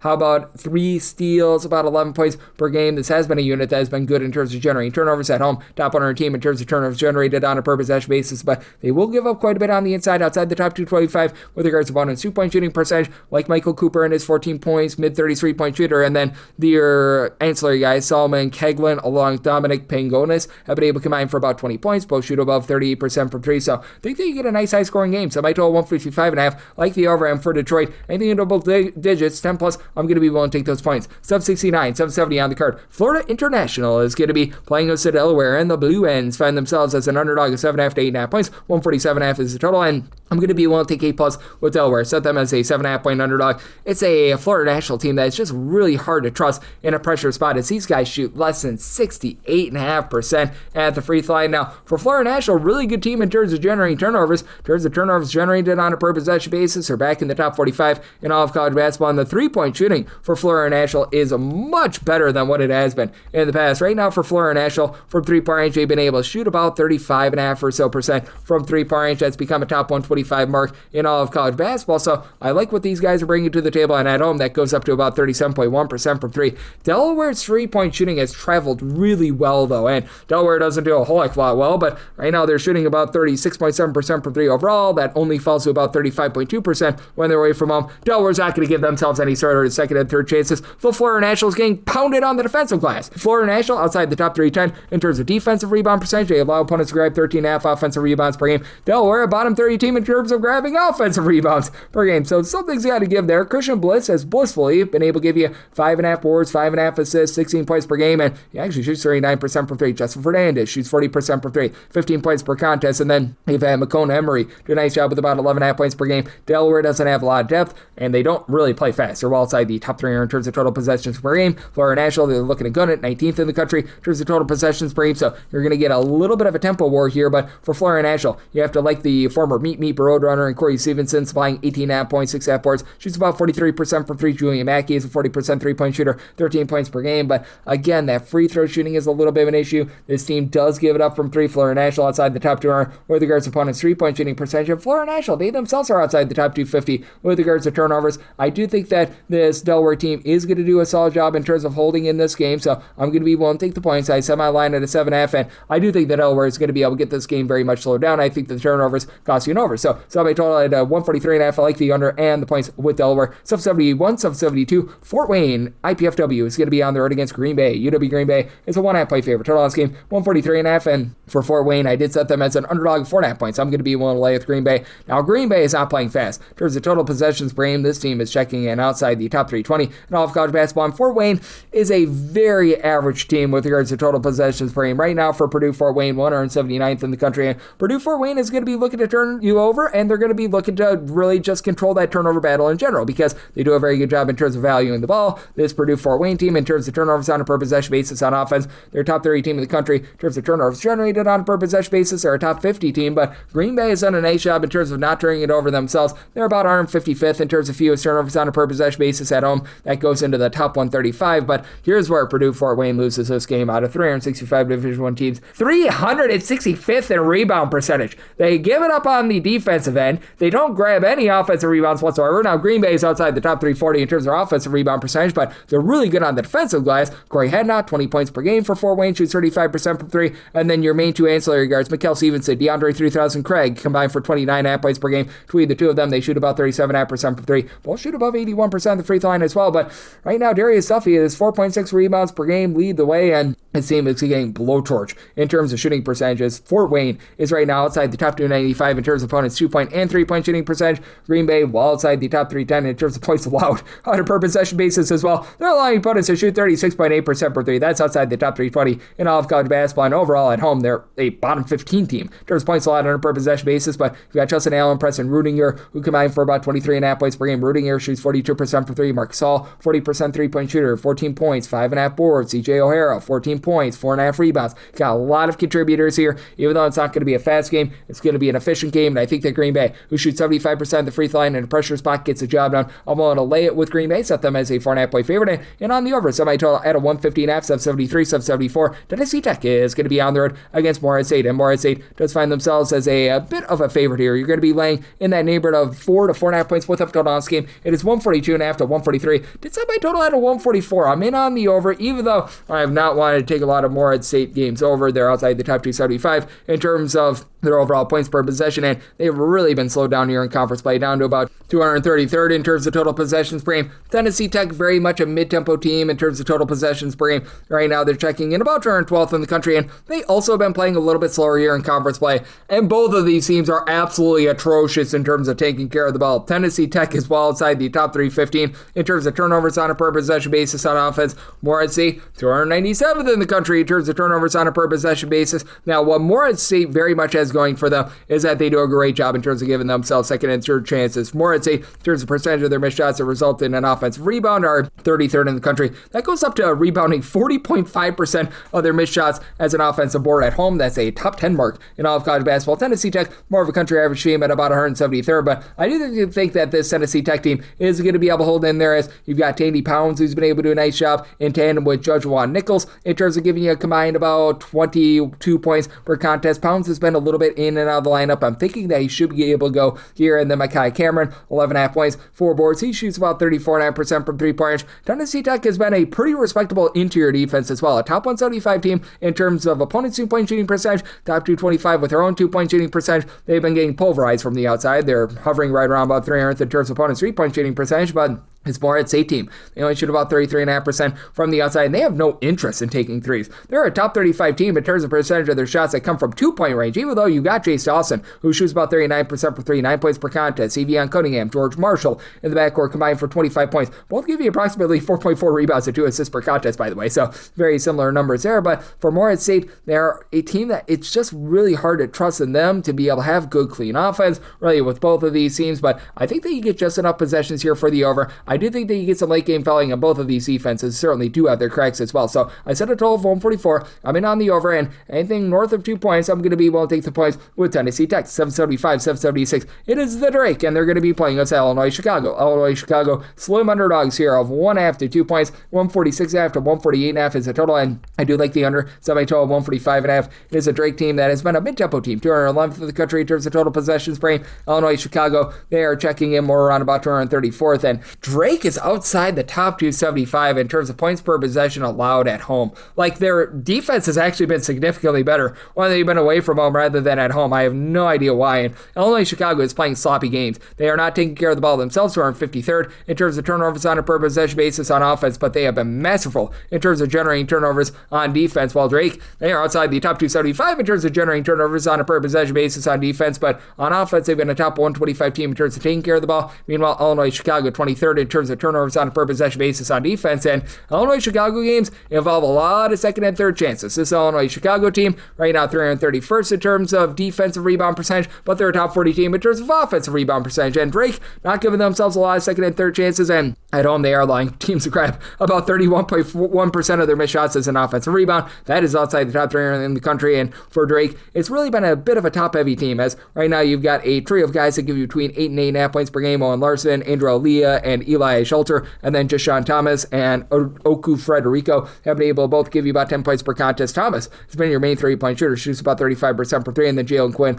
leads things, 20 points, shoots 35% for 3, but outside really your main rotation of about 6 to 7 guys. Wilkins Exacte was in there, but he's been dealing with injury. You just don't have a whole lot else. Meanwhile, for this Illinois Chicago team, what I love about this bunch is that they've been able to get a lot of production out of the guy that has come back for them, and Elisha Crawford. He was dealing with an injury for about 12 games. He's now been able to give the team about 11.5 points. He's become their main facilitator with about 3.5 assists per game. Doesn't shoot it well from 3, and for Illinois Chicago, they only shoot about 31.5% from 3, but Ahmad Henderson, A.D. Johnson, they combine for about 24.5 points per game. It's an Illinois Chicago team that has been able to do an exceptional job in terms of guarding the arc as well. Top 135 team with regards to opponents' 3-point shooting percentage. They pull in those second chances. They really put you under duress on defense as well. I think that that's going to be able to get them the win in this game against a Drake team that's been a little bit banged up and has been great down low, while Abdul Momoa has only been able to give you about 3.5 rebounds per game for this bunch, but throws in their block and a half per game. So I did set Illinois Chicago as 1.5 point favorite. I like them on the money line. I took the under. Somebody told 145.5, 777, 778.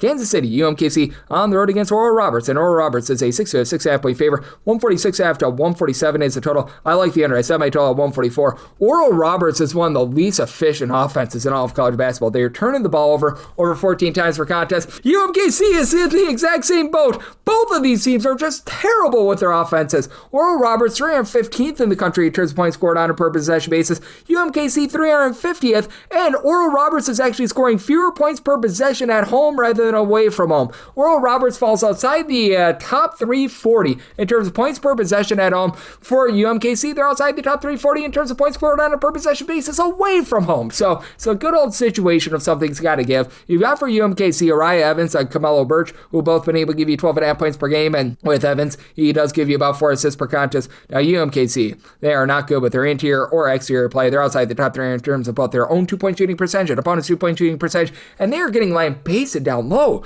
They are all of a sudden outside the top 275 with their rebound percentage, outside the top 325 in opponent's 2-point shooting percentage. Oral Roberts isn't any better though. For Oral Roberts, right now they're outside the top 250 in terms of their rebound percentage. They're more around about 250th with their own 2-point shooting percentage and opponent's 2-point shooting percentage, but they're outside the top 300 with their own 3-point shooting percentage and opponent's 3-point shooting percentage. So you've got two teams that are an absolute mess right now. Now, now. Oral Roberts has the best score in this game, Ty Harper, 15.5 points. He shoots about 32% from three, and then Connor Dude does give you about 32% three-point shooting, about 12 points per contest, and you've got Afri Nava, who's been able to give you about 5.5 rebounds per game, but how can you have any faith in Oral Roberts being able to close out this game, even though they do shoot about 73.5% the free throw line? I think that this is going to be a sloppy game. I think that Oral Roberts should be able to get the job done. I know mainly because UMKC just has no play with regards to the perimeter, but that said, semi-line at 6 out of 6.5. I'm going to be willing to take the points with the UMKC, like the under in a sloppy game, semi-total at a 144, sub 79, 780. Northern Colorado plays those to Sacramento State. Sac State is a underdog here of 7.5 to 8 points, 164.5 to 165 is the total. Semi-total 164.5. 165 becomes at minimum buy point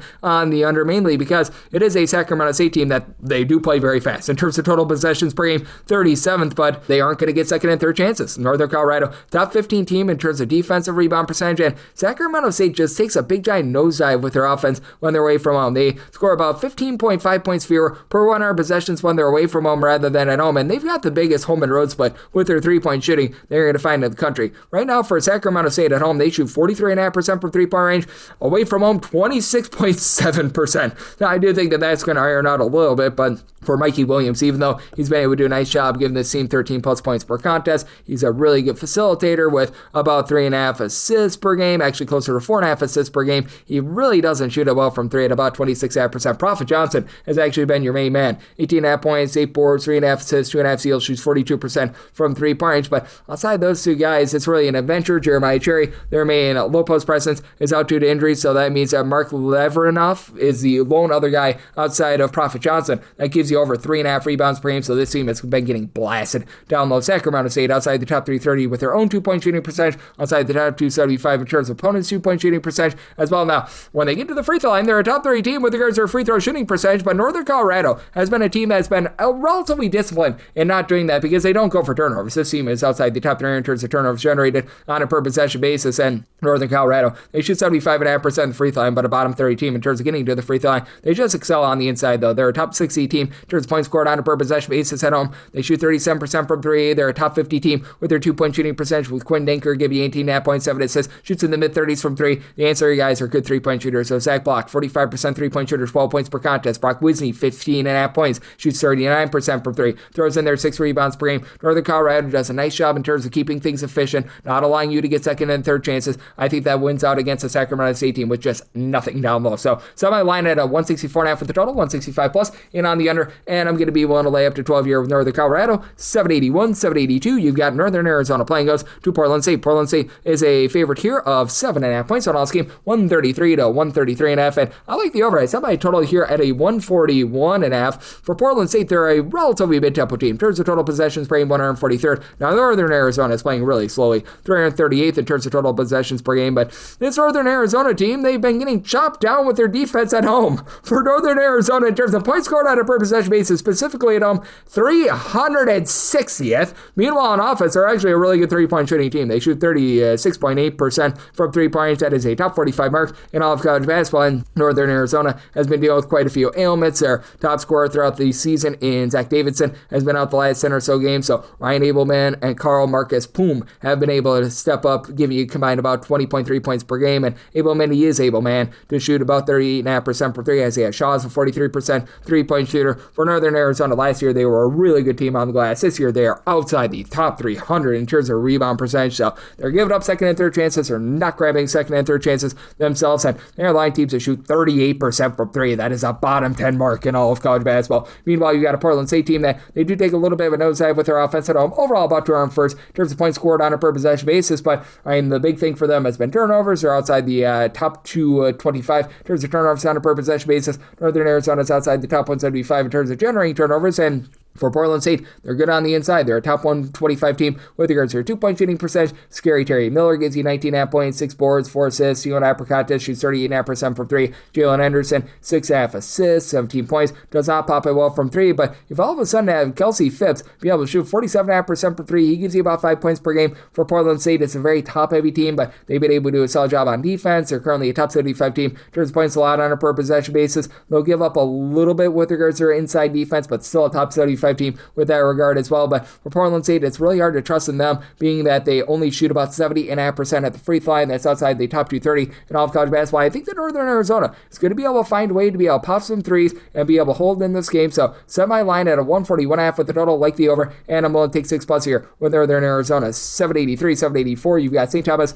They're going to be on the road against Omaha. Omaha does find themselves as a home underdog here of 4.5 points, seeing a 3.5 out there as well. So on this game is 154.5, and I made my line at 4.5, so at a 4 or less, I'm going to be willing to lay with St. Thomas. St. Thomas is just doing a really good job in terms of the little things. Top 30 team in terms of fewest turnovers on a per possession basis in games played away from home. Teams are only grabbing 24.7% of their missed shots as an offensive rebound. In terms of defensive rebound percentage, that is a top 35 mark away from home in all of college basketball. And for the St. Thomas team, they're a good but not great three-point shooting team, but they're still about 57th in the country in terms of points scored on a per possession basis. And for Omaha, their country average team, 197th in terms of points per possession, but they've really been able to rise up here in conference play because they were dealing with some ailments to begin the season. And the most notable one, the Miami transfer, and Paul DeBourget, who's been able to give you 20.5 points since he joined the team 13 games in, 7 boards, shooting 46% from three-point range. In conference play, it's an Omaha team that has been able to do a good job inside. They've been a top 3 team in the conference with regards to their 2-point shooting percentage. They really don't give themselves second and third chances.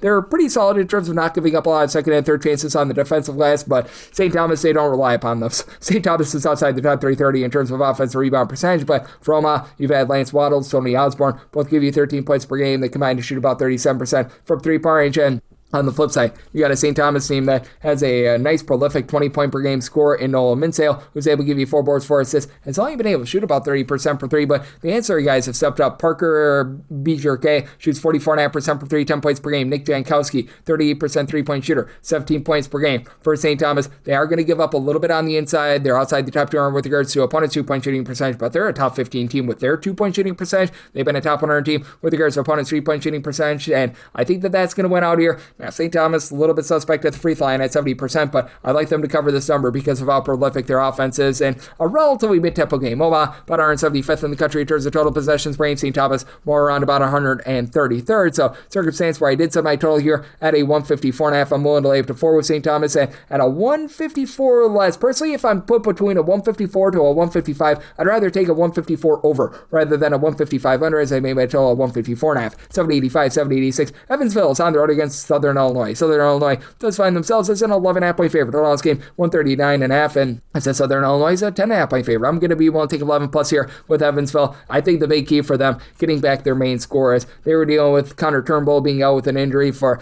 I would like to say, about 7 to 8 games. He's been giving the team 11.5 points, 6 rebounds per game, and with him back in the fold, they've actually been able to play much better here recently, covering their last 2 games, including an outright win against Illinois State, and Leaf Muller has been able to give you about 4 assists per contest. Now, Evansville, as I like to call them on offense, the brown deuces instead of the purple aces, because they're outside the top 300 in terms of turnovers on a per possession basis. They're outside the top 300 in terms of points scored on a per possession basis. They don't grab any sort of second and third chances. They're not the world's worst team in terms of holding you to one opportunity as well. As you've got AJ Casey, who's been able to give you about 9 points, 5 rebounds per game. They're a top 175 team in terms of defensive rebound percentage, and it's a Southern Illinois team that, I mean, they're a little bit better on offense rather than Evansville, but it's not like this team has been doing anything amazing. They're outside the top 250 in terms of points scored on a per possession basis. As for Southern Illinois as a collective, they shoot less than 29% from 3. That's a bottom 20 mark in the country. Now they realize this. They're a top 15 team in terms of percentage of their shots that come from 2-point range, but Southern Illinois only about 200th with regards to their offensive rebound percentage as well. Southern Illinois, right now, they've only got one guy that's been able to give you double figures, as you've been able to have Kelron House be able to give you 14.5 points, 3 assists per contest. Now, Rollins LGB, depending upon the day, he'll either be at 10 points per game or just below that, but he and his brother Rollins LGB, these two guys, they combine for about 18 points per game. Down low, they've been able to combine for about 12 boards per contest. Damian Mayo and Rollins LGB, and LGB does not attempt a lot of threes, are the lone 2 guys on the roster that shoot above 29% from 3-point range. It is a Southern Illinois team that in a pressure spot, they shoot 67% the free throw line. That's a bottom 30 mark in the country, and they've been country average with regards to opponents' 2-point shooting percentage as well. They do a nice job guarding the arc, top 55 team in terms of opponents' 3-point shooting percentage, but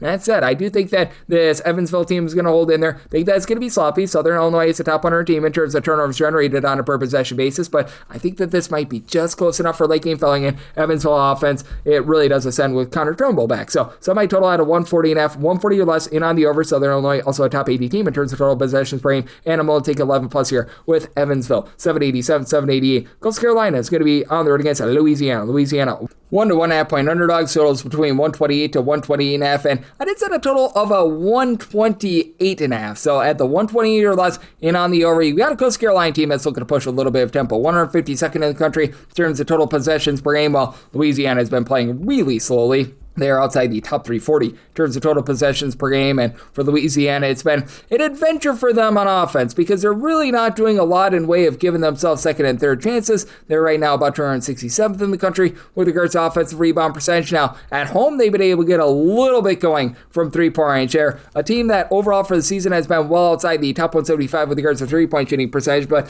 now shooting about 35.5% from three-point range when they're at home. And it's a Coastal Carolina team that is not going to put you under duress. They're a bottom 10 team in the country in terms of turnovers generated on a per possession basis, albeit they've been a top 50 team with regards to opponents' two-point shooting percentage, top 130 team in terms of opponents' three-point shooting percentage. And for Coastal Carolina, while they shoot 39.1% from three-point range at home, that does go down to about 31.1% away from home. But still, you've got a Louisiana team that's been well outside the top 275 with regards to opponents' three-point shooting percentage. And I think the Coastal Carolina does get the job done here because they're just so disciplined. I know that they've been rough with their two-point shooting percentage on offense. They're outside the top 330. This is also a team that is a top 175 unit with regards to rebound percentage, as Reggie Hill, AJ Dantzler, and Rashid Jones, 3 out of your top 4 scorers, have done a nice job. I'll give you between 4.8 and 6 rebounds per game. Dantzler and Jones combine for about 30.5 points per game, and Jones does shoot 40% from 3. Joshua Beadle, your top scorer, 16.5 points, 3 assists per contest. He's been able to do a relatively solid job there, and it is a Coastal team that is very much looking for teams to be able to shoot it from the outside. They've been really preventing teams from being able to get good looks on the inside. You've got a Louisiana team that ever since Jamarian Keller went down with an injury, that was supposed to be their top scorer. They've been having to rely upon Dorian Finster and Jackson Oliveira to pretty much shoot it all. They combine for about 4 assists, 2.5 steals, and with Finster, shoots 37.5% for 3, 14 points per game, and Oliveira gives you about 11.5 points per game, but it has been all sorts of rough for these guys. Joshua Lewis, their top freshman, has been dealing with a little bit of an injury. You've got Cartis Balil only be able to give you 5 points, and he's been banged up as well, so it's a mash unit right now for a Louisiana team that has been outside the top 250 with regards to their overall rebound percentage, and they're a little bit fragile on the inside as well. They're outside the top 330 with their own two-point shooting percentage. They're shooting it okay from three-point range, but let's say you get into a pressure spot, it's a Louisiana team that they only shoot about 70% at the free throw line. They're a team that doesn't put you under duress as well. I think the Coastal Carolina does just enough to be able to get it done. I do think that the late game fells do just enough to be able to get you this total over. So semi-line at 4.5, I'm willing to lay with Coastal Carolina, and I like the over. Semi-total 128.5, 789, 790. Cal Baptist is on the road against Southern Utah. And Southern Utah, home underdogs of 6 to 6.5 points, 142.5 to 143.5 is the total. And I'm laying it with Cal Baptist. I set them as a 9.5 point favorite. This is a Cal Baptist team that is not going to light you up from three-point range. They're 289th in the country in terms of their three-point shooting percentage, but the Southern Utah team doesn't really allow you to take a lot of threes. They're a top 35 team in the country in terms of percentage of opponent shots that come from two-point range. Now, they're a bottom 30 team in the country in terms of the opponent's three-point shooting percentage. They're allowing teams to shoot well over 37% from 3, but now for Southern Utah, it's going to be an adventure for them to score, as Cal Baptist is a far superior defense. Cal Baptist is 38th in the country in terms of points allowed on a per possession basis. Southern Utah is 308th. Now, Jaden Faroa has been solid for Southern Utah, 13 plus points, 6 plus boards, shoots to the 930s from three-point range, and then you've been able to have Elijah Duvall be able to chip in there about 14 points per game as well. It's a Southern Utah team that at home has actually been able to shoot it relatively well from 3 at 38.1%. That goes down to 28.7% in a roadside-shoot-score venue, but it's also a team that's doing absolutely nothing in terms of taking care of the ball. This Southern Utah team is 348th in terms of turnovers on a per possession basis on offense. Cal Baptist could be a little bit sloppy with it as well, 284th, but we got a double-figure score in Dominique Daniels that's able to take hold of the game. He's not necessarily a great three-point shooter, but 21.5 points, 4 boards, 3.5 assists per game. Cal Baptist, top 35 team in terms of rebound percentage as well. They grab a ton of second and third chances. They don't allow you to grab second and third chances, so they've been dominant on both sides of the rebounding battle. And Martell Williams, this is how he does it. Shoots 35.5% from 3, about 14 points, 4.5 rebounds per game. And then Thomas Endong, Brady Henjai, they combine for 13 rebounds per game, only about 10.5 points per game. The two of these guys, but they are very solid on the glass. I do think that Cal Baptist wins this game from within, as they're also a top 75 team in terms of opponent's 2-point shooting percentage. Set my line at 9.5, so I'm going to be willing to lay it in. With this total, I did set mine at a 143.5. Right now, seeing 142.5, 143. That's my max buy point on the over. So you do have a Southern Utah team that's going to be looking to push a lot of tempo. In terms of total possessions per game, 66. So in on the over, and I'm willing to lay with Cal Baptist. 791, 792. Louisiana Tech is going to be on the road against Missouri State. Missouri State does find themselves as a pretty good size favorite here of 6.5 to 7.5 points. 134.5 to 135.5 is the total, and I did set my line at a 4.5, so I'm going to be willing to take the points with Louisiana Tech. You got a pair of teams that are not going to be looking to push a lot of tempo. Louisiana Tech especially. 346th in the country in terms of total possessions per game. Missouri State, though, is just 250th, and these are two teams that leave a lot to be desired with their three-point shooting.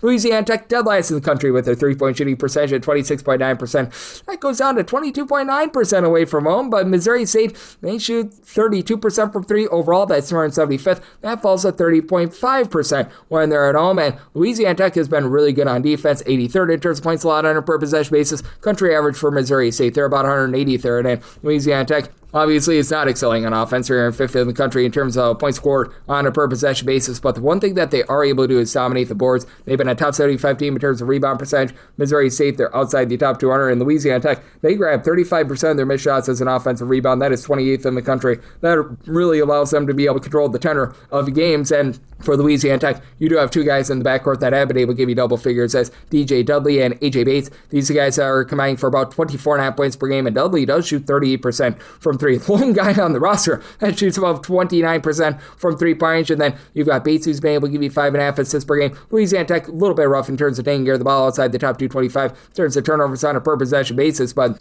they really cut you off on the inside as well. They're a top 50 team in terms of opponent's 2-point shooting percentage, top 125 team in terms of opponent's 3-point shooting percentage. And for Missouri State, you've had Michael Osi-Benusu do a nice job down low, 14.5 points, 7 rebounds per game, while Keith Palak has been able to supply 18.7 rebounds. But outside of what you're able to get out of Williams squared, Kobe Williams and Trey Williams, nobody outside of those two guys among your top 5 scorers have been able to shoot above 27.5% from three-point range. Zaxton King has really taken a step back with that regard, and Missouri State's taking a little bit of better care of the ball. Country average team with about 11.5 turnovers per game, but with this team also being outside the top 125 with their 2-point shooting percentage. And if you're in a spot where they need to hit free throws to cover, this team shoots 67.1% of the free throw line. That is the bottom 30 mark in all of college basketball. I think Louisiana Tech holds in there in a slug. So semi-total 130.5. I'm going to take the points with Louisiana Tech and on the under. Semi-total at a 130.5. 793, 794. Little Rock is on the road against Western Illinois. Western Illinois is a home underdog here of 6.5 to 7 points. 142 to 142.5 is the total. I'm in on the under. I set my total at a 140.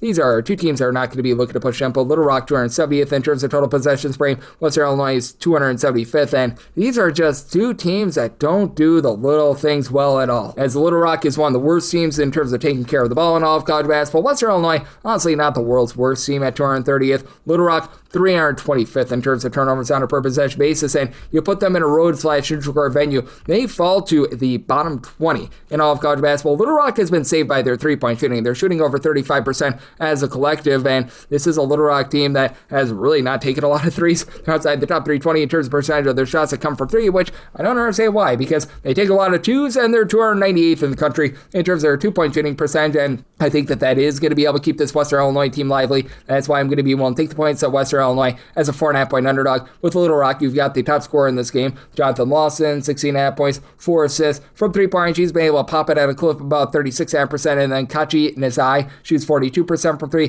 11.5 points per game out of him as well. And then Braxton Bayless has been able to do a relatively solid job as well. He gives you about 10.5 points, 3 assists per game, but it's a very, very top-heavy team. And then on the other end for Western Illinois, it's a pretty top-heavy team with regards to their scoring. Yes, you've only got 2 guys on the roster who give you over 8.5 points per game. Lucas Lorenzen along with Isaiah Griffin. Griffin comes over from Idaho State, and he's been solid. About 11.5 points, 4 boards, shoots 32.5% for 3. Lorenzen, 15.5 points, 4 boards per game. And then you've had Kerrick Dixon be able to give you about 8.5 points, 7 rebounds per game. Has been dealing with injury and is most likely going to be out of the fold once again in this one, but in the interim, you've had Francis Ukakaza be able to give you about 7 points, 4 boards. He gives you just under a steal per contest as well. So you've got some mixers and shakers down low, and you've got a Western Illinois team that's very much going to be content to be very much playing slow and controlled. For Western Illinois, they have been outside the top 3 in terms of points allowed on a per possession basis, and they have been a team that's been very much getting cooked with regards to their outside defense or outside the top 3 with regards to opponent's 3-point shooting percentage. But it is a Western Illinois team that has also been able to get a little bit more here recently out of Antoine Massey, who's dealing with a little bit of injury, 8.5 points per game. And with Little Rock being as sloppy as they are, it's a Little Rock team that if you put them in a pressure spot, there's no guarantee that they're going to be able to cover because they shoot 68.2% of the free throw line. That is a bottom 55 mark in the country. Little Rock as well, they're outside the top 300 with regards to bonus 3-point shooting percentage. Think that you get a slog of a game where it's going to be very sloppy with a lot of turnovers, and I do think that this Western Illinois team get a hold in their semi-line at 4. Going to be willing to take the points with Western Illinois, and I like the under. Semi-total at a 140. 795, 796. Southeast Missouri State is on the road against SIU Edwardsville. Edwardsville is a home underdog here of a point to a point and a half. Total this game, you're getting it at a 138.5 to a 139. This has flipped to Edwardsville being a favorite in some spots as well, and whether you're getting Edwardsville as a 1-point favorite, 1-point underdog, I did set Edwardsville as a 2-point favorite. Want them as a money line underdog, but if I have to lay the point, I'm going to be willing to lay the point because for this Edwardsville team, they've done a really good job with their defense. Now, offense is leaving something to be desired. They're outside the top 265 in terms of points scored on a per possession basis, and down low they've been at home outside the top 335 with regards to their own 2-point shooting percentage. But for SIU Edwardsville, 32nd in the country in terms of points allowed on a per possession basis. They're a top 45 team in terms of opponents' 2-point shooting percentage. For this unit, it's been a lot of just injury that they've had to endure. Ringville 8th, Miles Thompson, their top 2 scorers have been out of the fold for about the last 11 or so games. So Jack Champion has been the point guard that's really been able to step up in the interim. 8.5 points, 5 assists, steal and per contest. Does shoot 37% from 3, and Edwardsville is actually a country average team, shooting about 34.5% from 3 points. They just don't take a lot of threes, and for Edwardsville, they have been giving up quite a bit on the defensive glass. They've been outside the top 225 with regards to their own defensive rebound percentage, but they do give themselves a few second and third chances as well. And for Southeast Missouri State, this team cannot be trusted to be able to close out a game because at the free throw line right now, they're shooting a nice already 68.9%. That's outside the top 275 in all of college basketball, and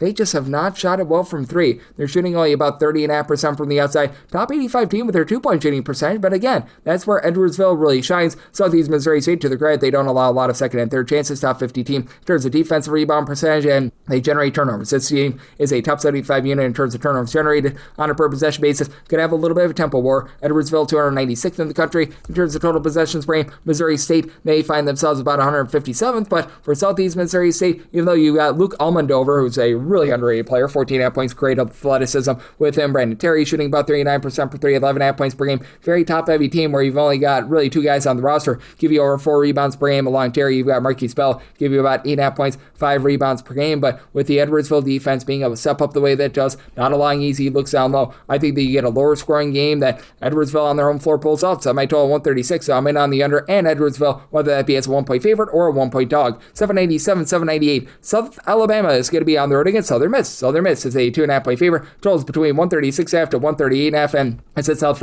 Alabama is a 2-point favorite, so taking South Alabama on the money line. For South Alabama, they just absolutely dare you to shoot from 3-point range. As a matter of fact, for this South Alabama team, they are forcing teams to shoot 65.2% of their field goal attempts from 3-point range. No other team above 53.2%, and guess what Southern Miss does not do a good job of? Shooting it from 3-point range. 363rd out of 365 Division I teams, and for the South Alabama team, they're really good in terms of taking care of the ball. 15th in the country in terms of fewest turnovers on a per possession basis. Southern Miss 263rd in a game that should be slowed down. South Alabama about 290th in terms of total possessions per game, and you've had Adam Olson along with the Chaz Harris be able to combine for about 33.5 points per game. Olson shoots 37.5% from 3 points, 4 boards and a steal per contest. You've got Harris doing a nice job, give you about 4.5 assists per game, and it's a South Alabama team that, as well as a top 125 team in terms of turnovers generated on a per possession basis, top 5 team in terms of fewest free throw attempts allowed on a per possession basis. Now, they don't shoot it well at the free throw line. They shoot 66.2% at the charity stripe, but for the Southern Miss team, have to have a lot of question marks with this team, as you do have Dejae Benoit, who's been able to step up with a few injuries on this team, the main one being their number 2 scorer, in Isaac Tavares, who we have not seen in about a month and a half or so. He was giving the team 16 points per game, so Benoit has become that number 2 scorer with about 10.5 points, 7.5 rebounds per game, and Talik Weeks has been able to give you 17.5 points, 6 boards. He shoots a nice already 9.7% from 3-point range, though, and you just don't really have that outside shooting. Kurt Lewis does shoot 36.5% from 3, but he gives you about 6 points per game, and for this unit, they've been well outside the top 250 with regards to opponents' 3-point shooting percentage as well. Southern Miss not bad at the free throw line at 73.5%, but they're not going to get a lot of chances there. They're outside the top 200 with regards to their own 2-point shooting percentage. I think that South Alabama controls the tenor of this game in a little bit of a low-scoring one. Somebody told 134.5, so I like the under in South Alabama here on the money line. 799, 800. You've got UT Martin on the road against Linden Lindenwood does find themselves as a slim underdog in some spots, slim favorite in other spots of anywhere between 1 to 1.5 point favorite / underdog. So depends upon your book there. 142.5 to 143.5 is your total. I'm looking at UT Martin here. In most places, they're the underdog, so I'll take them on the money line. If I have to lay the point as I did set them as a 1.5 point favorite. You got a UT Martin team that's been absolutely superb on defense. 15th in the country in terms of points allowed on a per possession basis. Now, they've been superb in terms of turning the ball over as well. In terms of turnovers on a per possession basis on offense, it is a UT Martin team that right now checks in 358th in all of college basketball. Lindenwood has been relatively rough there as well. 301st in terms of turnovers on a per possession basis on offense. And both of these teams are doing a good job in terms of being able to generate their own turnovers as well. Lindenwood, a top 75 team in terms of turnovers generated on a per possession basis, and UT Martin, I'm not going to call them elite in terms of being able to generate turnovers, but they've been able to do a solid job themselves. 82nd in the country in terms of turnovers generated on a per possession basis, and a top 30 team in terms of opponents' 3-point shooting percentage. Matters a little bit less in this game because Lindenwood, they just don't really shoot it well from 3-point range no matter where they're at. They shoot about 31% from 3, just hair outside the top 3 in the country, and Lindenwood has been a top 75 team themselves in terms of their opponent's 3-point shooting percentage. Aeneas Futrell along Jadis Jones have been able to combine for 33.9 points per game, and Futrell shoots 39% for 3.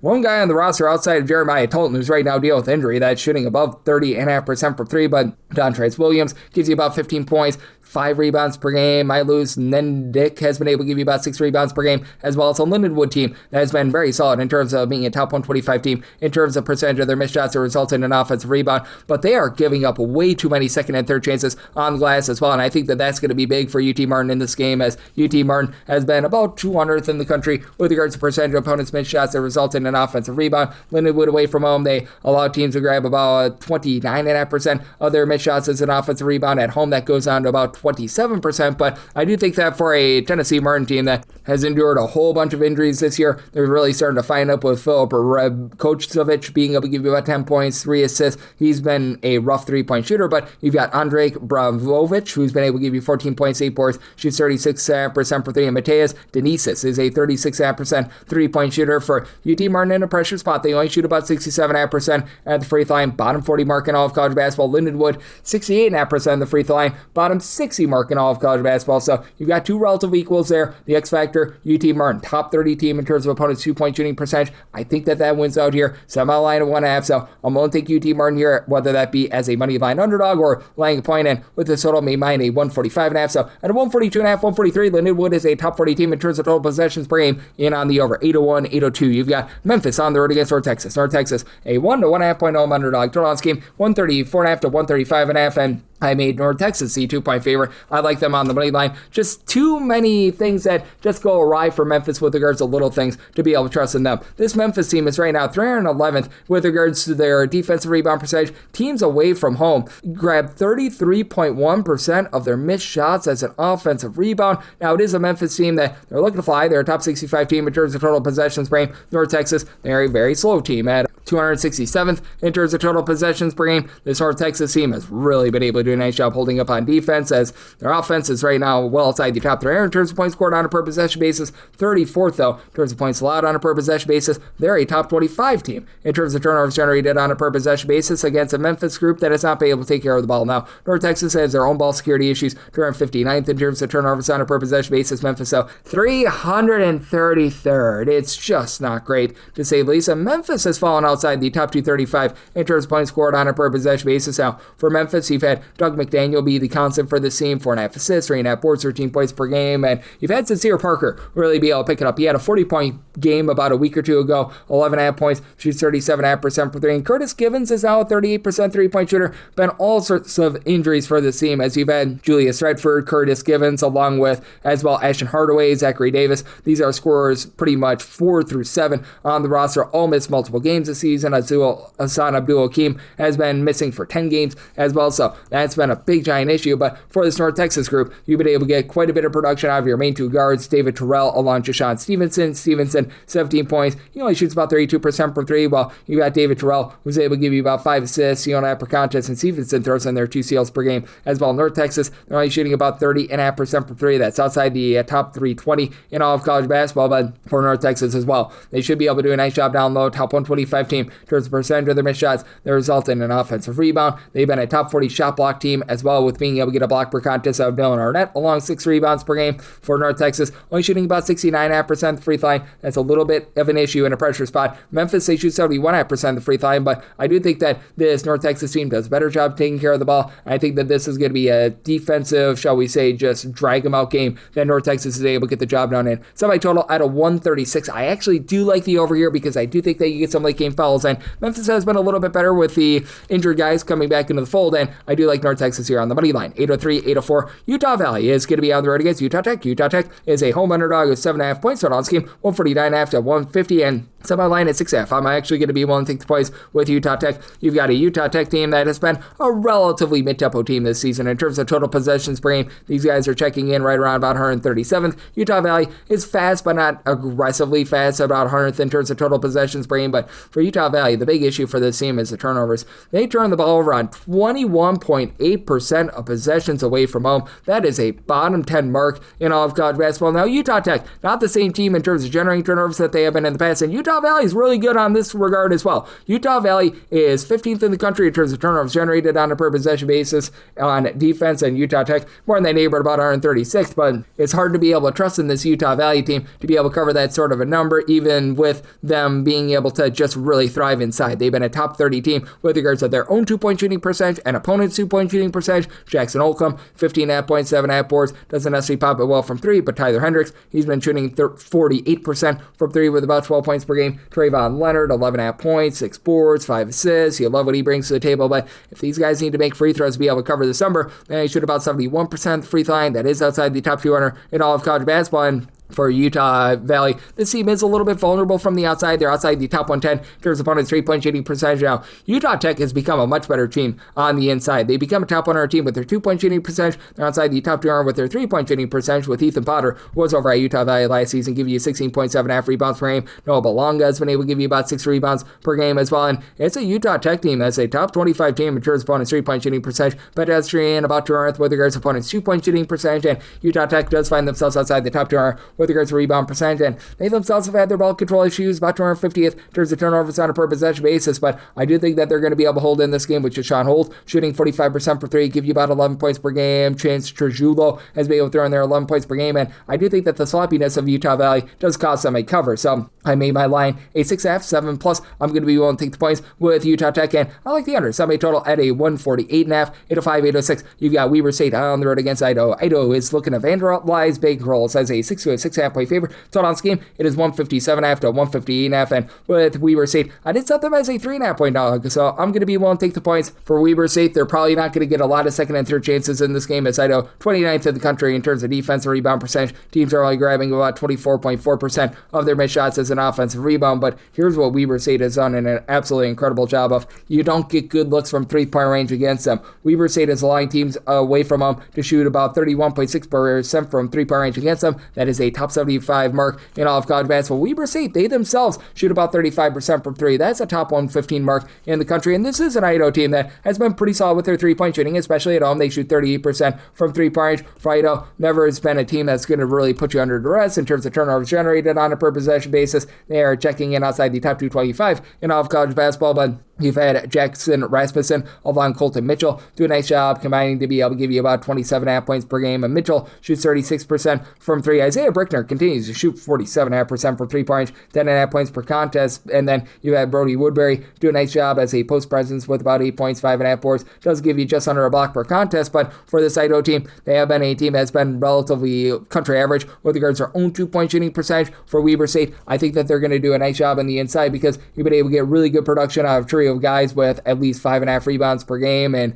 Malik Goma, Edwin Suarez, and Nigel Burris. Burris is able to give you 10.5 points, shoots 37% for 3. Goma, 7 boards, 8.5 points per game, and then Suarez, about 10 points, 6.5 rebounds per game, and then Vajami Vartinen was dealing with an injury towards the middle part of conference play. He's back. He's giving you 12 points per game. He's your top 3-point shooter at 40.5% from the outside. Weber State, country average team with their 2-point shooting percentage and their free throw shooting percentage. They do get gash inside. They're outside the top 300 with regards to their own opponent's 2-point shooting percentage percentage, but with the way that they've been able to do a nice job on the boards, they're a top 125 team as well with regards to their own defensive rebound percentage, and with this team being able to take care of the ball, I think that Weber State is going to be able to hold in there, and let's say they get into a pressure spot with this Idaho team. They do shoot about 74.5% at the free throw line, but it's a group that they really don't generate a lot of turnovers, and they themselves aren't great in terms of giving themselves second chances. So set by total at a 153.5. I'm going to take the points here with Weber State at a 157.5, 158. I'm in on the under 807, 808. You got South Dakota State. They are going to be on the road against Denver. Denver is looking to pioneer a cover as a 1 to 1.5 point favorite. 157.5 to 158.5 is the total, and I made South Dakota State the 1.5 point favorite. I'm going to be willing to take a shot on them on the money line. It's a South Dakota State group that has been slowing themselves down this year as compared to in the past. Right now, they're checking in 222nd in terms of total possessions per game. It's a Denver group that is mid-tempo. They're about 149th in terms of total possessions per game. Here's the thing with Denver. They're a really efficient offense, and they're a really inefficient defense. This Denver team, outside the top 340 in terms of points allowed on a per possession basis, outside the top 325 in terms of opponents' 2-point and 3-point shooting percentage. Meanwhile, for South Dakota State, they're a solid but not amazing offense, 164th in terms of points scored on a per possession basis, but they are scoring about 20.5 points fewer per 100 possessions, but they're away from home rather than at home. Meanwhile, for Denver, 67th in the country in terms of points scored on a per possession basis, and this has been a Denver team that has shot it really well from three-point range. Denver right now is shooting 42.5% for three-point range at home. That is a top 15 mark in all of college basketball, but for the South Dakota State team, I do think that they're going to be able to hold up here. It's a South Dakota State group that has been pretty solid in terms of not allowing second and third chances. They allow teams to shoot about 33% from three. That's the top 135 mark in all of college basketball, and for South Dakota State, it's really just a collective for this team as you've got a quartet of different guys that are able to give you double figures between 10.7 and 13.9 points per game. Joe Saylor, Jaden Jackson, Kellen Gary, and Damian Wilkerson, with having 40% three-point shooting out of Saylor to lead the way, and then Jackson and Gary combined for about 6 assists per game. South Dakota State is on a team that's going to put you under duress outside the top 270 in terms of turnovers generated on a per possession basis, but they've also been a top 75 group in terms of their defensive rebound percentage. Denver has not really been able to do a great job on the boards right now. They're outside the top 200 with regards to rebound percentage, but you got Carson Johnson give you 19.5 points, shoots 40% for three. Zane Nelson, he is zany with his 46.5% three-point shooting as he and Jeremiah Burke combine for about 30 points per game, but for Denver, I just think that the lack of defense here is going to be very costly. I think that South Dakota State is going to be able to do just enough on defense, and I do think that with this game, it's going to come down to late game falling, but neither of these teams are playing aggressively fast, and I just don't think they get enough possessions for the over, so I set my line at 1.5. I like South Dakota State on the money line, and I like the under. I set my total at a 157.5 into a 9-8-10. Oregon State, they're going to be on the road against San Francisco, and the Dons do find themselves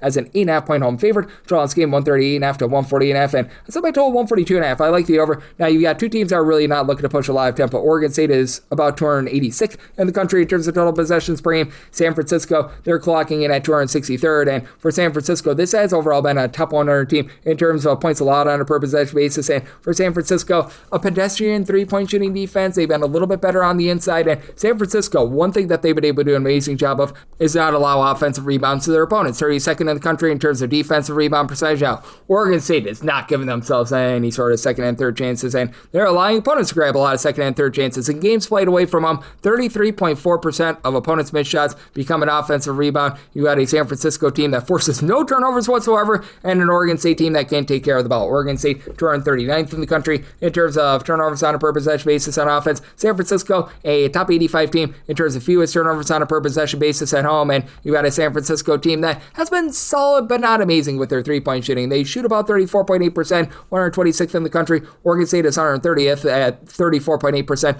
also about 32.7% away from home, and for Oregon State, you just do not have a single guy that gives you over 5 rebounds per game, so that means that this San Francisco team is going to be able to dominate down low, even though you got Josiah Lake with some versatility, 13.5 points, 4.5 boards, 3.7 assists per game. He's a lone double-figure scorer on this team. Joan Mooch has been able to give you about 7.5 points, 4.9 rebounds per game, and then Des White chips in there like 9.5 points per game. It's an Oregon State team that just, it feels like it's not been able to find their bearings all season long. About a country average team in terms of opponents' 2-point and 3-point shooting percentage, but not a team that's going to put you under any duress. And for San Francisco, they've been dealing with quite a bit of injury to Mookie Cook, but he should be good to go in this game. He's been able to give you 9 points. He's been their top 3-point shooter at 42%, and then legend Smiley has been able to shoot 38% for three, 7 points per game. You've got David Fuchs, Tyrone Riley, that should be able to control things down low. They combine for 12 rebounds per game. Cook gives you 5 rebounds per game as well. And then Ryan Beasley, hit or miss 3-point shooter, but 14 points, 3.5 assists, does not turn the ball over. I think that efficiency gets it done for San Francisco in this ordeal. It's a win from within. I did set San Francisco as a favorite of 9.5 points, so 1-8 up to 9 with them, and maybe my total 142.5. I like the over. 8-11, 8-12. Northern Iowa is going to be on the road against Belmont. Belmont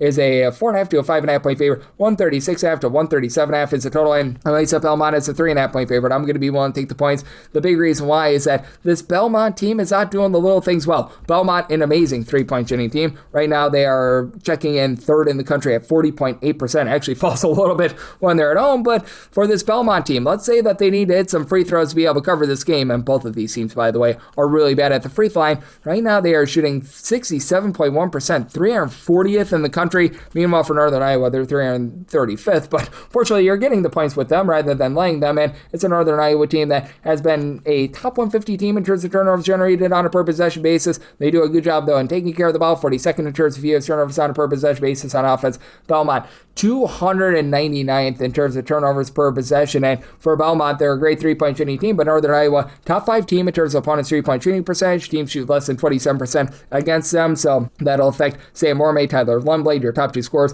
Lundblade, 15.5 points on 38.5% 3-point shooting, and does shoot 94% free line. Orme, 37% 3-point shooter, 12.5 points, 5.5 rebounds per game, and the main point guard, Nick McLean, right now dealing with an injury for this Belmont team, so they've been looking to a little bit more Jack Smiley in the backcourt. You've got Drew Skronowski, who's able to give you a bit of versatility as steal, a block and a half, 11.5 points, 6.5 rebounds per game, but again, not a guy that shoots it well at either the free throw line or from 3-point range, and for Northern Iowa, you have to like what you've been able to get out of the duo of Leon Bond along Trey Campbell. These two guys have been able to combine for 25 points per game, and Bond is shooting 39% from 3, throws in their 5.5 rebounds per game. Ben Twieger, 5 boards, 7 points per game, and this bunch is not going to give you any sort of second and third chances outside the top 340 in terms of offensive rebound percentage. Top 30 team in terms of defensive rebound percentage away from home. They turn their games into almighty slugs. Now, Belmont is just such an efficient offense, top 75 in terms of points per possession, that I do think that you get the over. Semi-total at a 139.5, so I like the over, but at a 4+, I'm going to be willing to take those points with Northern Iowa.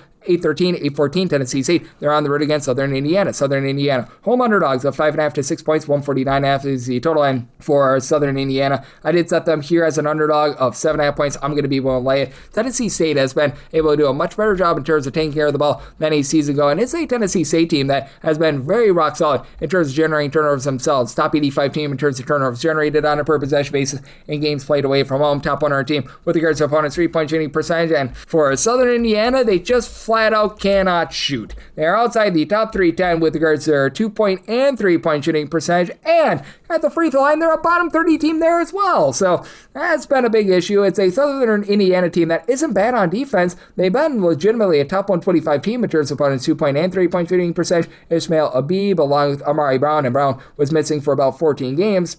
He's come back. He's given the team a bit of a spark on offense. They combined for about 30 points per game between the two of them, about 4.5 assists per contest. And Tolu Samuel, 8.5 rebounds, only about 7 points per game, but he does a solid job down low for Southern Indiana. They've been a top 150 team with regards to their offensive rebound percentage, but they allow a lot of second and third chances as well. And this is a Tennessee State team that has been pretty solid on the glass themselves in terms of the just defensive rebound percentage for Tennessee State. They do allow opponents to grab about 28% of their missed shots as an offensive rebound away from home, just a hair inside the top 135 there, but in terms of getting second and third chances, they do grab about 31.9% of their misses away from home as an offensive rebound. That is a top 65 mark in the country, and for Tennessee State, you've been able to get quite a bit out of the man that was over at Georgetown, Memphis, and so much more. Dante Harris, 11.5 points, 4.5 assists. He's really been able to clean up the offense, and then Aaron Namakura, 17.5 points, 3 assists, 3 steals, shoots in the mid-30s from 3. Travis Harper shoots 38.5% from 3 in a pressure spot. Tennessee State, they shoot 74.2% the free throw line. That's a top 125 mark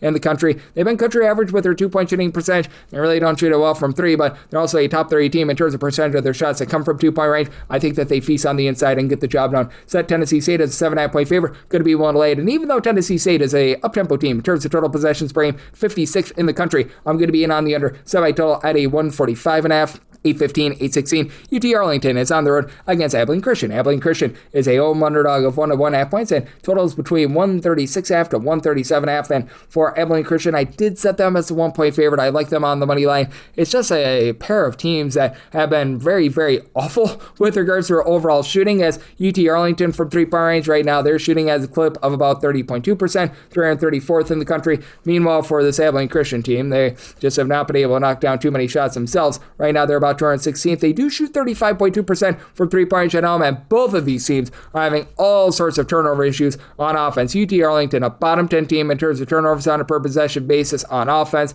Meanwhile, Abilene Christian, 349th in the country, but Abilene Christian is a top 15 team in terms of turnovers generated on a per possession basis. Arlington just a hair outside the top 25. So I think that's going to be a big difference here. It's an Abilene Christian team that if they need to hit free throws to be able to cover a game, shoot 70%, they're outside the top 250 with that regard, but they do have a difference maker in Braden Hubbard, giving you about 15.5 points. He does shoot about 79% of the free throw line, 4.5 rebounds per game. It's a Arlington team that is going to have a bit of an advantage on the glass, but Abilene Christian has honestly been good in terms of not allowing a lot of second and third chances. They grab absolutely no second chances for themselves. This Abilene Christian team is outside the top 175 in terms of percentage of their missed shots that result in an offensive rebound. Arlington is 44th, but in terms of the defensive rebound percentage, Abilene Christian has been able to do a really good job in terms of cutting teams off to only one opportunity, as right now for Abilene Christian, they are checking in right around about the top 150 in terms of defensive rebound percentage. Meanwhile, it is a UT Arlington team that they are going to allow a few second and third chances. They've been checking in outside the top 75 away from home, with opponents grabbing about 28% of their misses as an offensive rebound. And for UT Arlington, you've got Rayshawn Sylvester, who's been able to do a nice job in terms of uplifting this team, 14 plus points, 7 plus rebounds per game, and then you've been able to get about 13 points, 5 boards out of Marcel McCreary, who's been really your top three-point shooter at 35%, only out their top 5 scorers that shoots above 28.5% from the outside. And if Arlington needs to cover a game, they shoot just 72% of the free throw line. That's outside the top 175 in the country. And just with the way that Abilene Christian is able to generate turnovers and Arlington has been so sloppy with the ball, I think that wins out here in a slug. So my total 133. So I'm in on the under, and I'm going to be in on Abilene Christian on the money line. 817, 818. It's Idaho State, and they're on the road against Eastern Washington. Eastern Washington is a pretty mid-sized favorite here of 3 to 3.5 points. Seeing a 4 out there as well. Total on this game, it is 146.5 to 147.5. Do like the over. I set my total at a 151. Idaho State is a very slow team in terms of total possessions per game, 323rd in the country. Eastern Washington, a little bit more up-tempo at 153rd. These are two teams that just have not been able to guard to save their lives. So in terms of points allowed on a per possession basis, both of these teams are outside the top 315 in all of college basketball. Eastern Washington is 325th. Idaho State, they're 316th, and for Eastern Washington, they've been a whole heck of a lot better on defense when they've been at home rather than away from home, but it is an Idaho State team that has been a top 120 team in terms of points scored on a per possession basis, and it's hard to trust in the Eastern Washington team that's outside the top 265 with regards to their ball security in terms of turnovers on a per possession basis. Idaho State as well has been able to shoot 35% from three. That's a top 115 mark in all of college basketball. Eastern Washington is allowing teams to shoot well above 37% from three-point, and you've got Caleb Vandergreen, Connor Hollenbeck, who have been able to headline things with regards to scoring. They combine to shoot about 35.8% from three, 26 points between the two of them, and Vandergreen is able to give you about 6.5 rebounds per game. Evan Hahn has been able to give you multiple blocks per contest down low. Doesn't give you a lot of scoring, but does a nice job there. For Idaho State, they do a much better job in terms of keeping things clean. Top 165 team in terms of fewest turnovers on a per possession basis, and for Idaho State, they are getting cooked on the inside. They're outside the top 200 with regards to opponents' 2-point shooting percentage. As a matter of fact, outside the top 250 with that regard. And Eastern Washington, they are feeling like Moses, as Isaiah Moses has stepped up in a big way to be able to supply 17.5 points, 4 assists, and shoots 39.5% from three. Johnny Radford has been able to shoot 37.5% from three as well. And for Eastern Washington, one thing I will say about them, top 225 team in terms of defensive rebound percentage. They're not allowing a lot of second and third chances, but they're outside the top 320 in terms of opponents' 2-point and 3-point shooting percentage. That's a big giant issue. Eastern Washington outside the top turner in terms of generating turnovers as well, so their turnover issues, they very much linger. Now, you've had Alton Hamilton be able to supply about 12.6 rebounds per game, and then Stratton Rogers has been able to throw in their 5 rebounds per game as well, but I just don't trust in Eastern Washington to be able to take care of the ball. I think that Idaho State is going to be by far the more efficient offense here, as Eastern Washington well outside the top 150 in terms of points per possession, but I think that the absolute lack of defense gets you the over here. So my total 151, so I'm in on the over, and Idaho State on the money line made them the 1-point favorite. 819, 820. You've got Hawaii, and they're going to be on the road against Cal State Bakersfield. Meet the Roadrunners are 12.5 to 13-point home underdogs. Totals between 149.5 to 150.5. Set Hawaii as a 12-point favorite. I'm willing to take 12.5 plus here with Bakersfield. Bakersfield, when they played at Hawaii earlier in the season, they did get lambasted, and Hawaii is all of a sudden playing really up-tempo. They're 36th in the country in terms of total possessions per game. Matter of fact, you take a look back at that game in January, 98-71 was the final, and this is a Bakersfield team that they themselves have really sped themselves up, 42nd in the country in terms of total possessions per game. I have absolutely no idea why in Bakersfield. They're supposed to be a strong team down low, 326th in terms of defensive rebound percentage. Meanwhile, Hawaii, they are 18th in the country. Opponents are only grabbing about 23.7% of their missed shots as an offensive rebound, and it is a Hawaii team that's just been so stout with regards to their defense. In terms of points allowed on a per possession basis, they are third in the country in games played away from home. That stays within the top 20, and for Bakersfield, right now they are checking in 268th in the country. They've been a little bit better with their offense at home, but they're a team that's very much looking to pile drive the ball down low, top 35 team. In terms of percentage of their shots that come from two-point range, outside the top 3 with their two-point shooting percentage, but I do think that them being a top 175 team in terms of their offense rebound percentage helps them out a little bit here in Hawaii, away from the island. They can be a little bit shaky on offense. You've got CJ Hardy right now dealing with an injury, but Ron Jessamy, Dalen Smith for this Bakersfield team have been double-figure scorers with Jessamy, 12 points, 6 half boards, 2 blocks per contest. Smith is able to give you about 16 points. Doesn't necessarily pop it well from 3. Jaden Alexander is 35% three-point shooting,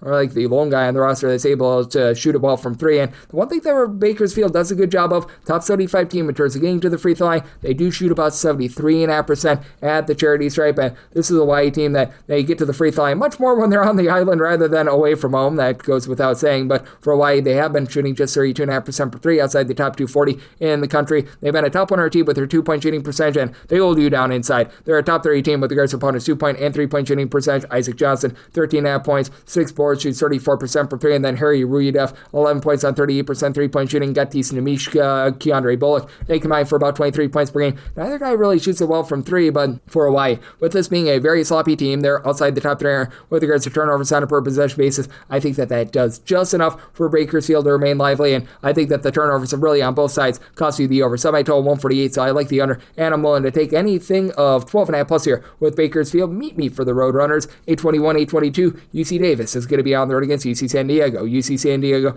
is a 4.5 to a 5-point favorite. Total on this game 148.5 to 150, and I did semi-total at 147.5. I do like the under. You've got a UC San Diego team that is a relatively mid-tempo team, 156 in terms of total possessions per game. Davis is looking to bust it a little bit more at 87th, but for these two teams, they're very different with the way that they just operate with regards to turnovers. San Diego, top 100 team in terms of taking care of the ball, but they really don't generate a lot of turnovers. It's a UC Davis team that they're going to be sloppy with it, but they themselves are a top 125 team in terms of turnovers generated on a per possession basis, so an interesting dynamic there as Connor Sevilla, Niles Cooper have been able to combine for 27 points per game. UC Davis really shooting up with their three-point shooting as they're up to 36.3%. That's the top 75 mark in the country, with Sevilla leading the way, shooting 44% from the outside. Carl Daughtry has been in and out of the lineup. When he's been in, he's been able to shoot about 44% from three-point range and supply the team with about 10 points per contest. Should be good to go in this game. And then you've had Nico Dokac do a nice job down low with about 5 boards, 10 points per game, and you do get multiple steals per game out of Braden Fashemi, who's only giving you about 6.5 points per game, but he does a lot of the little things for the team. Meanwhile, for UC San Diego, they actually experience quite a bit of a fall-off with their three-point shooting when they're at home rather than away from home. It's a little bit interesting, but for this UC San Diego team, they shoot about 31.3% from three-point range at home compared to 35.5% when they're away from home. Meanwhile, got a UC Davis team that they go from 38% three-point shooting at home down to about 32.9% away from home. That's a big reason why I'm going to be in on this total under, and for this UC San Diego team, you've been able to get really good production out of Leo Beth, who's been giving you about 13.5 points, 5 boards, steal per contest, shoots 36% from 3. Ellis Shulkin is that main outside shooter at about 42.5% from the outside, and UC San Diego needs a cover at the free throw line. They do shoot just 68.5% at the free throw line. A little bit of trepidation there, but they're strong on the inside, top 110 team with regards to their own 2-point shooting percentage and opponent's 2-point shooting percentage. San Diego has been a top 175 team in terms of rebound percentage, and I do think that that's going to be able to win out in this ordeal. I set my line at 5.5, so want to lay the 4.5 with UC San Diego, and like the under, semi-total 147.5, 823, 824. Cal State Fullerton is going to be on the road facing off against Long Beach State. Long Beach State does find themselves as a 1-point favorite in some spots, other spots a 1-point underdog. Total on this game 155.5, and I said Fullerton is a 1-point favorite. Most places have Fullerton as the 1-point underdog, so I'm going to be willing to take a shot on them on the money line. Going to be an interesting tempo war as Fullerton is gunning it. 4th in the country in terms of total possessions per game. Long Beach State is not like a sailor or anything like that. They're more around 115th in terms of total possessions per game, so fast, but not warp speed fast. And for Long Beach State, this is a group that they shoot 38% for three-point range at home compared to 27.5% away from home, and it's going to be all about the turnover battle. As the forte of both of these teams is really being able to generate turnovers. As for this Long Beach State team, in terms of turnovers generated on a per possession basis, they're a top 115 team in the country, but that falls outside the top 160 at home. Meanwhile, for this Fullerton team, they're 43rd in the country, and it has been a Long Beach State team that's not been able to pull in there for themselves any sort of second and third chances. In terms of offensive rebound percentage, they're right now outside the top 300 with that regard. Now, top 50 team in terms of defensive rebound percentage, so they're not allowing opponents to grab second and third chances as well, but they've also been about 300th in the country in terms of opponents' three-point shooting percentage. Got Gavin Sykes, who gives you 18 points, shoots 37% for three. Petar Mistrovich comes over from Syracuse, 15.5 points, 6 boards. He shoots about 33.5% from three, but Mistrovich is a lone guy on the roster, gives you over 4.5 rebounds per game. Rob Diaz, Shaquille Bender, they combine for about 17.5 points per game. And then for Fullerton, you've had great production out of Jefferson De La Cruz Monegro, comes over from Western Michigan with about 13 points, doesn't necessarily pop up well from three. And for Fullerton, they shoot about 33.5% from three-point range, or hair outside the top 200 in the country there. And for Fullerton, overall for the season, they've been about 200th in the country in terms of points allowed on a per possession basis, so really a neither here nor there sort of team, but they've also been pretty solid in terms of not allowing second and third chances. Top 110 team with regards to their own defensive rebound percentage, with Landon Seaman being a little bit of a do-it-all guy. 3.5 boards, a steal, 12.5 points, shoots 37.5% from three-point range, while Josh Ward is that top scorer with 14 points, 3 assists, about 5 rebounds per game in a pressure spot. Fullerton shoots about 71% of the free throw line, just outside the top 225 with that regard, and they can be line-based down low. They're outside the top 300 with regards to opponent's two-point shooting percentage. Long Beach State outside the top 175 with their own two-point shooting percentage, outside the top 250 with regards to opponent's two-point shooting percentage. They shoot about 73.5% of the free throw line, but with Fullerton generating the turnovers that they do, I think that they find a way to just barely get the job done. So Fullerton is a 1-point favorite, so like them on the money line. Think they give very much an up-and-down battle. Semi-total out of 157, so I like the over 825, 826. UC Santa Barbara is going to be on the road against UC Riverside. Riverside is a 6.5 point underdog total on this game. It is 144.5 to 145.5, and semi-line is 7.5. I'm going to be one to lay the number for this Santa Barbara team. They have taken a massive step back with their defense. They're down to about 225th in the country in terms of points allowed on a per possession basis. They do climb back in the top 200 when they're away from home, though, and this Riverside team is just losing the turnover battle. They're 282nd in the country in terms of points allowed on a per possession basis. They've been allowing teams to grab 32.3% of their missed shots as an offensive rebound at home. That's outside the top 300 in Santa Barbara. The one thing that they do is they don't allow you to get second chances. In games played away from home, teams grab 21.1% of their missed shots as an offensive rebound. That is number 3 in the country. Now, they're allowing teams to shoot over 36% from three-point range, but it's not like this UC Riverside team is going out there and going gangbusters from three. They shoot 31.2% from three-point range overall. That goes down to 30.5% at home. They're outside the top 275 in terms of turnovers on a per possession basis on both offense and defense. Now, you do have Markel Worthy, Andrew Henderson combining for about 33 points per game, and Henderson shoots about 34% from three, but there's just not a lot here. You've got BJ Cully, who's been able to give you about 5 boards per contest, and Osiris Grady, who's been able to give you 5.5 rebounds per game. Riverside, honestly, not the worst defensive rebound percentage team in the world, but man, they're about 300th in the country with regards to opponents' two-point shooting percentage as well. And I know that Santa Barbara has been rough with their defense, but it's been a little bit better away from home. And now you've got Mario Littleback. He began his career over at Utah and Baylor. He's been giving the team 12 points, 4.5 assists, stealing per contest. Ada Mahaney, 14.5 points on about 41% three-point shooting. And then CJ Shaw and Colin Smith both shoot above 43% from three. Both give you between 11.5 to 12 points per game. Riverside, fast but not warp speed fast, 119th in terms of total possessions per game. Santa Barbara is 272nd in terms of total possessions per game, outside the top 300 away from home. But I think that Santa Barbara really goes out there, controls the center of this game, and I think that Santa Barbara picks apart a Riverside team that I think is going to give up a lot of open looks from three. So with Santa Barbara, I made them the favorite of 7.5 points, willing to lay up to 7 with them, and at the 145 or less in on the over. Last game on the normal Las Vegas betting board before we get the extra games, 827, 828. You got UC Irvine, South for the Anteaters on the road against Cal Poly. Cal Poly is a home underdog of 6.5 to 7.5 points. Draw this game, it is 154.5 to 155.5. Made Irvine the 4-point favorite, so going to be one to take the points with Cal Poly.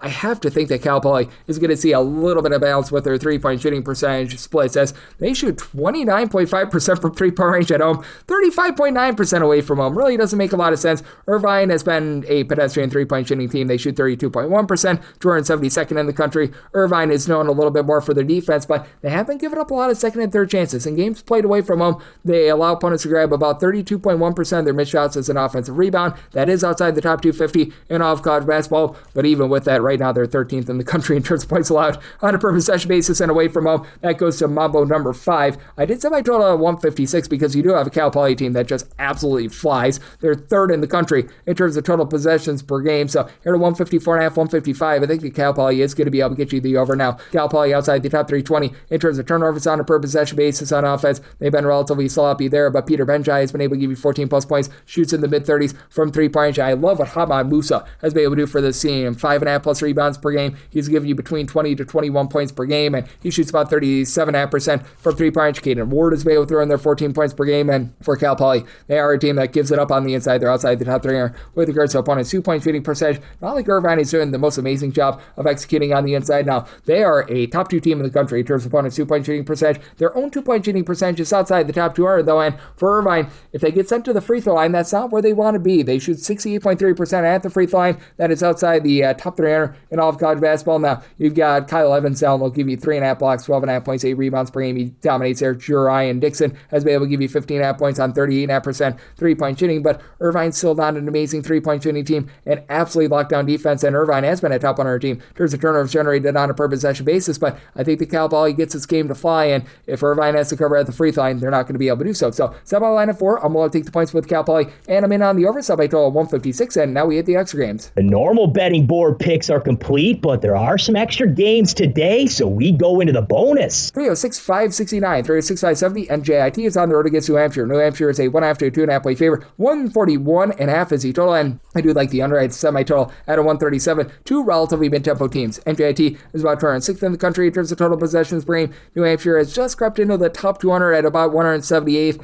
Neither of these teams are lighting the world on fire on offense. You've got a pair of teams that are well outside the top 200 with regards to their 3-point shooting percentage. Now, NJIT, a top 115 team with regards to opponents' 2-point shooting percentage, but teams shoot over 10% better from inside the 3-point line when NJIT is away from home rather than at home. NJIT, by the way, 327th in the country in terms of points scored on a per possession basis. This New Hampshire team, 343rd, but for NJIT, they do score about 11.3 points fewer per 100 possessions away from home rather than at home. They've been able to send you a conference play as they've had Sebastian Robinson, who was dealing with injury towards the beginning part of the season, really start to find it in conference play, specifically 17.8 points per game. Still doesn't shoot up well from 3-point, and you've had Melvin Aconley, hopefully I said that correct. He comes over from UMKC. He was dealing with injury for the first 12 games of the season. Since he's gone back in the fold, the team has been better on the glass. 8.5 points, 6 rebounds, and a block and a half per contest out of him. Both of these teams are getting absolutely lambasted on the glass, by the way, for this New Hampshire team. They're well outside the top 200 with regards to rebound percentage. Same goes for NJIT, but for New Hampshire, I do think that the big three of this team is going to be able to win out in this ordeal, as you've got a trio of double-figure scorers in Jack Graham, Balil El-Shakiri, and Kajan Robinson, who've been able to combine for about 34 to 35 points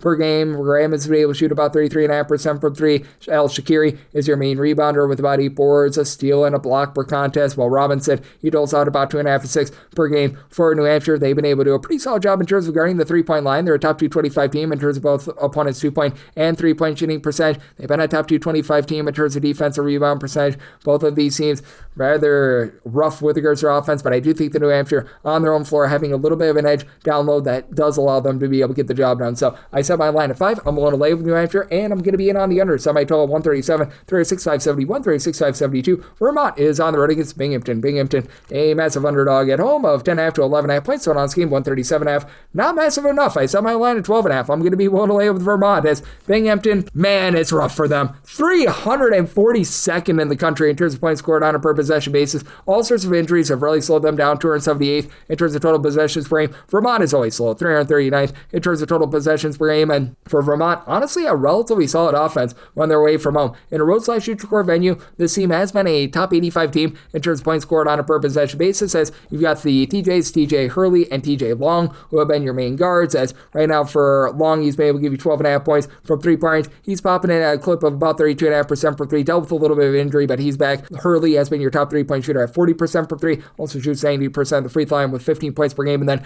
Gus Yeldon, 6'7", do-it-all player, 15.5 points, 5.5 boards, shoots 33% for 3. Vermont can be hurt from the outside. They're outside the top 275 with regards to opponents' 3-point shooting percentage, but they don't allow second and third chances. They allow opponents to grab 7.4 offensive rebounds per game. That's a top 5 mark in all of college basketball. And for Binghamton, they are really not shooting well from 3. They shoot about 30% for 3, bottom 30 mark in all of college basketball. They're honestly relatively okay with regards to their interior play, but Demetrius Lilly is out for the year. right now you've got Jeremiah Quigley and Zalir Beverly, who've been able to combine for about 25.5 points per game. And Quigley does give you 6.5 assists per game, but also turns the ball over 3.5 times per contest, and he shoots 17% for three. Beverly shoots about 42.5% for three. He's taken fewer than 10 threes as far this season, though. And for this Binghamton team, they're also on defense outside the top 3 with regards to opponents' three-point shooting percentage. They're really not generating any turnovers whatsoever. A bottom 15 team with this regard. So Vermont is going to be able to dictate the tempo of this game, and I think that they suck the life out of this Binghamton team, with Binghamton not getting any good looks to score. Semi-line at a 12.5, willing to lay up to 12 with Vermont, and on the under semi-total 134.5, 306.573, 306.574. Maine hopes to not get Maine as they're going to be playing us UMBC. UMBC, a road favorite at 3.5 points, 133.5 to 135.5 is the total. Semi-total 131.5. I'm in on the under. It's a Maine team that's looking to play really slow. They're 345th in terms of total possessions per game. UMBC has taken a fall off with regards to their tempo as well. They're down to about 282nd in terms of total possessions per game, but Maine, in terms of points scored on a per possession basis at home, out of 365 teams, 365th. At home, they shoot less than 63% at the free throw line. They do not bury shots from inside the arc, from outside the arc. They just are homely with their offense. And you got a UMBC team that, away from home, they shoot 35.7% from three. That's the top 100 mark in the country. Now, this is a Maine team that has honestly been relatively solid with their defense in terms of points allowed on a per possession basis, a respectable top 135 mark there. At home, specifically, a top 100 mark. But UMBC, they're 123rd in terms of points allowed on a per possession basis, and UMBC has been able to get some relatively good guard play going as DJ Turner Up Armstrong is already hit multiple buzzer beaters thus far this season, and he's shooting 42.9% from three. He's given the team 13.5 points per game. You've had Jalile King lead the way with about 14 points per game. He's not a great three-point shooter, but Ace Valentine, the main facilitator, 4 assists, 4 boards, 11 points. He shoots 39% from three-point range, and to the credit of UMBC, even though they grab no second and third chances whatsoever, this team is well outside the top 340 in terms of percentage of their missed shots that result in an offensive rebound. They also do a great job in terms of not allowing opponents to grab second and third chances. 44th in terms of defensive rebound percentage. Maine is not grabbing any second and third chances as well, and they allow opponents to grab about 33.9% of their missed shots as an offensive rebound. That is a bottom 30 mark in all of college basketball. Maine does not have a single guy on the roster outside TJ Beal that's giving you over 9.5 points per game. Beal, 12 points per game, shoots 35% from three, and Logan Carey does shoot about 33.5% from the outside. Again, the defense is not bad. They're a top 100 team in terms of turnovers generated on a per possession basis, getting just bludgeoned on the glass. Bottom 10 team with regards to rebound percentage. They shoot outside the top 290 with their three-point shooting percentage. They've been relatively good in terms of being able to guard the arc, but outside the top 250 in terms of opponents' two-point shooting percentage as well. You've got nobody on the roster that gives you over 4.6 rebounds per game, with Beal being that top guy, and then Kellen Steele has been able to give you about 8 points, 4.5 rebounds per game, but he's been dealing with injury. He's most likely going to be out of the fold, and Ace Flag, let's call it what it is, he's not Cooper. So we're going to be on the lay with UMBC, semi-line at 5.5, and made by total 131.5. I'm in on the under, 306.575, 306.576. Bryant is on the road against UMass Lowell. Lowell is a 4.5 to a 5.5 point favorite. 142.5 to 143 is the total, and I said Lowell's a 5.5 point favorite, so going to be one to lay the 4.5 with them. You've got a UMass Lowell team that just honestly has not been great in any aspect of basketball outside the top 275 in terms of both points scored and points allowed on a per possession basis. Bryant has honestly not been a bad defense for this Bryant team in terms of points allowed on a per possession basis. They're 218th in the country. This is a bottom 30 team in terms of points scored on a per possession basis, and they just have not had anything outside. Timothy Rodolski, who's been able to do a nice job, give you 12 points per contest, shoots in the mid-30s from three-point range. He'll throw in there a few assists, a few rebounds, so I really like what he brings to the table. And then Aaron Davis is now up to 10 points per game. He's been able to shoot 40% for three, but as a whole, Bryant is outside the top 340 with regards to three-point shooting percentage at 29.6%. They're about 300th with regards to two-point shooting percentage. This team is getting plowed on the glass or outside the top 250 with regards to rebound percentage. And in terms of the turnover battle, they're outside the top 300 in terms of taking care of the ball. They're outside the top 300 in terms of generating turnovers. So that's all sorts of rough. And for UMass Lowell, they should have the most dominant low post player in this game. Austin Green comes over from Texas State with about 14 points, 7.5 rebounds per game. And then you've had Xavier Spencer, shoots 35.5% for three, 11.5 points per game. Daryl Yepto shoots 36% for three with about 10 points per contest. Now, just like with Bryant, UMass Lowell outside the top 295 with their own turnovers on a per possession basis on offense, outside the top 300 with regards to generating turnovers on a per possession basis, but country average team in terms of being able to guard the three-point line. And this is a UMass Lowell team at the very least are relatively respectable on the glass. You just don't have that with this Bryant team. For UMass Lowell, they're a top 135 team in terms of defensive rebound percentage, and in their home games specifically, teams are only grabbing about 18.4% of their missed shots as an offensive rebound. They're okay. They're not amazing amazing in terms of grabbing second and third chances, about 139th with regards to offensive rebound percentage. But again, at home, 37.9% of their missed shots do become an offensive rebound. That is a top 30 mark in the country. So do think that UMass will find a way to be able to win from within. Semi-total at a 141.5. You've got a Bryant team that's very content to play pretty slow and controlled at 330th in terms of total possessions per game. So like the under and a multiple lay up to 5 here with UMass Lowell, 306.577, 306.578. UNC Asheville is going to be on the road against Longwood. Longwood finds themselves in most places as a 1.5 to a 2.5 point favorite. So this game, 142.5, open up at 1, but I like Asheville here on the money line. I said Asheville as a 2-point favorite. Now, the big thing for Asheville is ball security. They have been really having a rough time with that regard, as they've really sold themselves down this season as well. For Asheville, in terms of total possessions range, it's 247th in the country.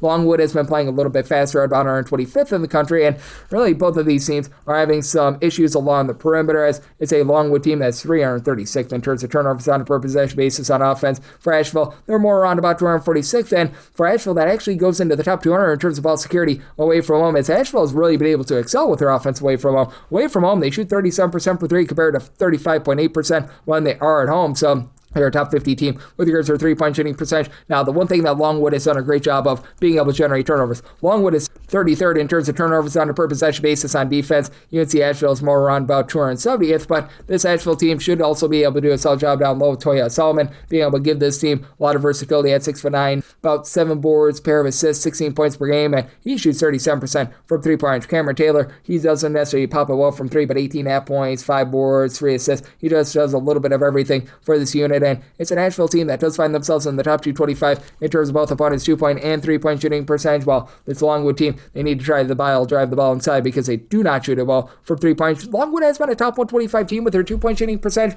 and also hovering right around about 300th with regards to opponents' 2-point shooting percentage. To their credit, top 125 team in terms of opponents' 3-point shooting percentage, as you've got Elijah Tucker, Jacoy Hutchinson, that combined for about 24 points per game, and then you've had Jonah Nazemi be able to shoot 37% for 3, 11 points per game. But outside of that, you really don't have a lot of outside shooting. Red Thompson is out shooting about 34% from 3-point range, but I do think that Longwood, the combination of just the turnovers and the inability to be able to shoot it from 3-point range, it's going to be a little bit too much. It's an Asheville team that I think is going to be able to do a nice job in terms of knifing the ball inside as well. So I do like Asheville here on the money line, semi-line at 2, and I think this game will be close enough for late game felling, and Asheville's been pretty efficient on the offensive side of things. So somebody told 144, like the over, and Asheville on the money line, 306.579, 306.580. Charleston Southern plays as a Presbyterian, an underdog of 1.5 to 2.5 points. So on this game, 146.5, and for Presbyterian, I did set them as an underdog of 8.5 points. I'm going to be willing to lay it. You've got a tempo war here. Presbyterian 313th in the country in terms of total possessions per game. Charleston is 12th, and Charleston has been a relatively solid defensive team. Right now, they're checking in the top 160 in terms of points allowed on a per possession basis. Now, they don't generate any turnovers whatsoever, but they've been a top 50 team in terms of opponents' 2-point shooting percentage, and Presbyterian just turns the ball over by themselves. They're about 335th in terms of turnovers on a per possession basis on offense.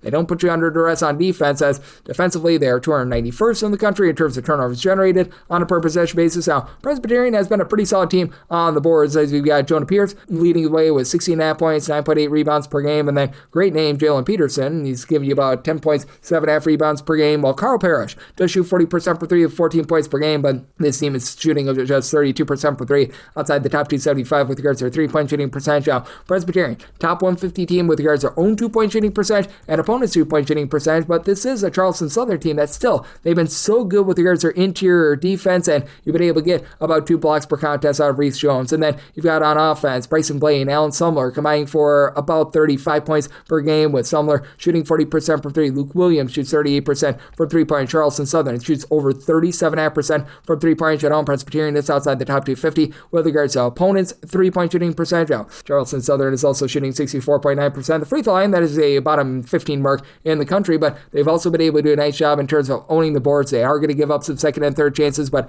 they themselves have been able to do a nice job in terms of grabbing those offensive rebounds. As for Presbyterian, in terms of their offensive rebound percentage, they're about 60th in all of college basketball. Charleston Southern may not quite be there. They're about 167th, but I do think that Charleston Southern does a nice job in terms of winning the rebound battle, and I do think that they get some nice open looks, and they win this game from the outside. Semi-line at 8.5. Willing to lay it with Charleston Southern, and semi-total 142.5. I think Presbyterian is too sloppy for the over, so I'm in on the under. 306.581, 306.582. Mercyhurst is on the road against Lemoyne. Lemoyne is a 3.5 point favorite total on this game. It is 137.5 to 138.5. set Lemoyne as a 2.5 point favorite. I'm going to be one take the points with Mercier's, as this Mercier's defense has been able to step up all season long. Right now, they are about 102nd in the country in terms of points allowed on a per possession basis, and Lemoyne is a top 30 team with regards to opponents' 2-point shooting percentage. Outside the top 3 with regards to a 3-point shooting percentage defense, though, and for Lemoyne, they're about 207th in the country in terms of points allowed on a per possession basis. For Lemoyne, they have been a team that's turned the ball over 13 times per contest, and for Lemoyne, while they do shoot about 35% from 3, that's a top 125 mark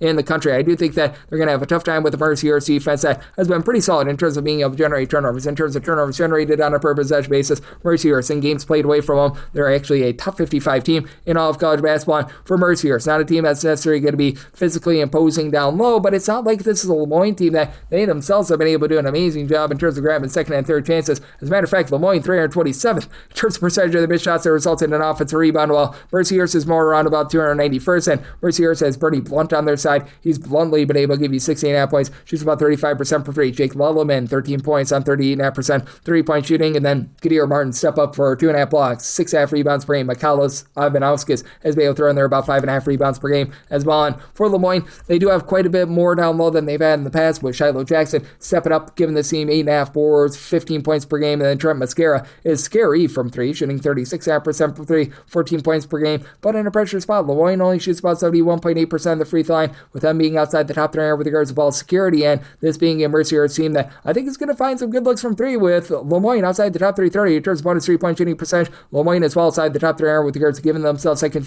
and third chances. Mercier's, I think, controls the contender of this game. I did set my total here at a 136.5, as Mercier's well outside the top 3 with regards to total possessions per game. Lemoyne a little bit more of a mid-tempo team, so like the under and the points with Mercier's 306.583, 306.584. You've got Central Connecticut on the road against New Haven. New Haven is a 1.5 point home underdog. So this game is 128.5, and I made a 127.5 total. I'm in on the under. New Haven is 351st in the country in terms of points scored on a per possession basis at home, and they're dead stinking last in terms of total possessions per game. New Haven is not giving themselves second and third chances either. They rebound 17.4% of their missed shots as an offensive rebound at home. That's a bottom 3 mark in all of college basketball. In Central Connecticut, I recognize that this team is outside the top 250 in terms of points allowed on a per possession basis. They've actually been better with their defense when they've been away from home rather than at home, though, as this is a Central Connecticut team that has been very good with their own 3-point shooting. They shoot over 35% from 3-point range as a collective, but they're aligned 9.2 points fewer per 100 possessions when they're away from home rather than at home. And then you pair that up with Jaron Smith, giving you about 19.5 points, 5.5 boards, shooting 37.5% from 3. Melo Sanchez continues to shoot about 45.5% from 3. He supplies 9.5 points per game. Jay Rogers, 7.3 assists, only about 2.5 turnovers per game. Central Connecticut, top 100 team in terms of fewest turnovers on a per possession basis on offense. Now, defensively, they're outside the top 330 in terms of generating turnovers as well, and it is a unit that has been very suspect with regards to their opponent's 3-point shooting percentage, but they've been a top 175 team in terms of opponent's 2-point shooting percentage, and for New Haven, they shoot 31.5% from 3. That's outside the top 3 in all of college basketball. New Haven overall 190th in terms of points allowed on a per possession basis, but they are well outside the top 275 in terms of opponent's 3-point shooting percentage. Jabari Fitzpatrick along with Jimmy George have been able to combine for about 23.5 points per game, but neither shoots above 30% from 3. Andre Pasha has been able to give you versatility at like 6'9", 10.5 points, 4.8 boards, shoots 37% for 3, but not a single guy on the roster gives you over 5 rebounds per game, with New Haven outside the top 250 with their own ball security, incapable of getting to the free throw line. Even if they get to the free throw line, they shoot 66.7% at the charity stripe. I think the Central Connecticut controls this game. Set my line at 7.5. I like Central Connecticut laying the number, and I'm going to be in on the under semi-total 127.5, 306.585, 306.586. You've got Stony, and they're going to be on the road against Chicago State. Chicago State is a very slim underdog here of 1.5 points in some spots. Other spots are the 1.5 point favorite. Total this game 130.5, and whether you have Stony as a slight favorite or a slight underdog, I did set them at 2, so I'm going to be willing to lay the small number. Now, Chicago State is by far the better team in terms of generating turnovers. Chicago State is actually 47th in terms of turnovers generated on a per possession basis. Stony 354th, and Stony has had a tough time taking care of the ball, but really both of these teams have been pretty rough with regards to offense. Now, Chicago State about 115th in terms of turnovers on a per possession basis on offense, and Stony is 353rd, so that's a big battle that is going to be won there, but Chicago State is absolutely getting dump trucked on the glass right now. They are, in terms of their overall rebound percentage, 344th, and Stony is a pretty good rebounding team. They're about 102nd in the country. They're a top 175 team when they're away from home, and Stony is out with injuries, with Will Batchelor being out for pretty much the entirety of this season. But Devontae Hackett, Chad Stinson, these two guys combined for about 22 points, 9.5 rebounds per game, and then your top scorer in Herman Coffey shoots 38% from 3, 13.5 points per contest. Stony is outside the top 275 with regards to both their 2-point and 3-point shooting percentage, so that's really been killing them. But it's not like this is a Chicago State team that's been able to do a great job with their own shooting, as Chicago State is right now outside the top 355 with regards to their own 2-point shooting percentage on offense, outside the top 355 with regards to opponents' 2-point shooting percentage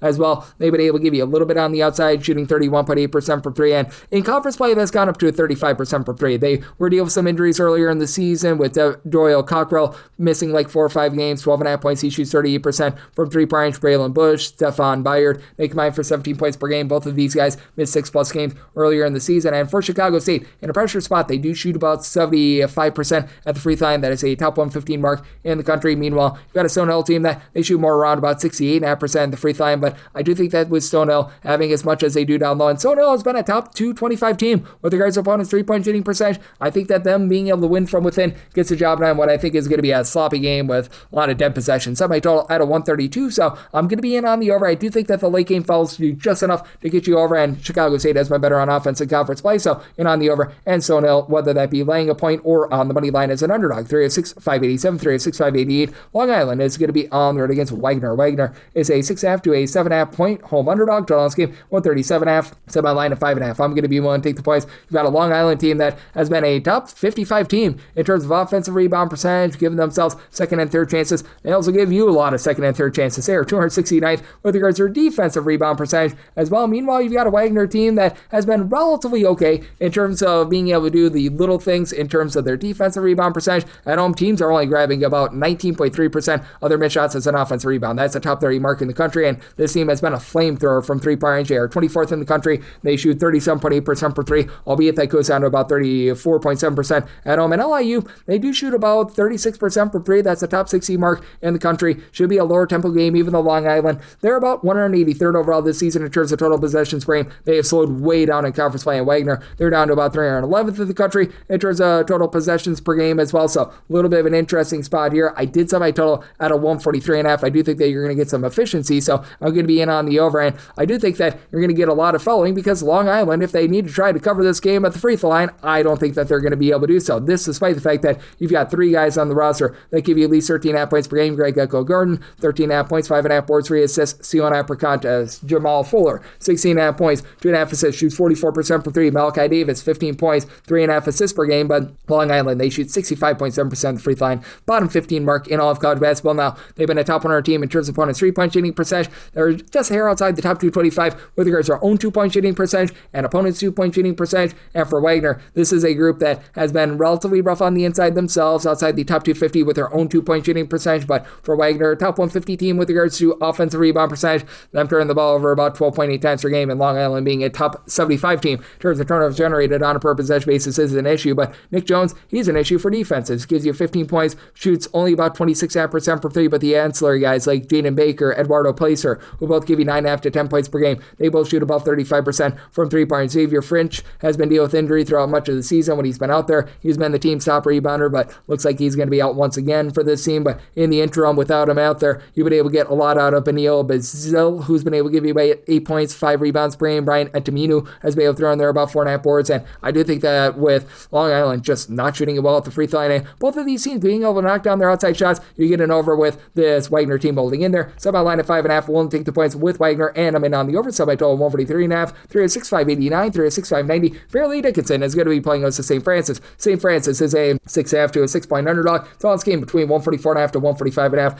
Made a total of a 146. I do like the over. Now for St. Francis, they've been a top 85 team in terms of turnovers generated on a per possession basis and playing much faster than they have in the past. They're 97th in the country in terms of total possessions per game. Fairleigh Dickinson has really slowed themselves down, 333rd in terms of total possessions per game. And for Fairleigh Dickinson, they become a top 150 team in terms of offensive rebound percentage at home. They grab about 34.2% of their missed shots as an offensive rebound, but this is still a Fairleigh Dickinson team that is outside the top 270 in terms of both points scored and points allowed on a per possession basis. So we'll take the points with St. Francis, set them as a 6-point underdog. As for Fairleigh Dickinson, they shoot less than 33% for 3-point range at home. Eric Parnell and Joy Neesmith. They combine to shoot about 34.9% from three, and to their credit, both of these guys shoot over 81% at the free throw line and combine 24 points between the two of them. And it's a Fairleigh Dickinson team that's much better on the glass than they have been in the past. So Sean Jackson has been able to give you about 8.5 boards, 10.5 points per game. Surreal Martinoff is a true 7-footer with about 8 points, 5.5 rebounds per game. And for Fairleigh Dickinson, they've been relatively okay in terms of not allowing second and third chances. In terms of their defensive rebound percentage, the team checks in 67th in the country. Meanwhile,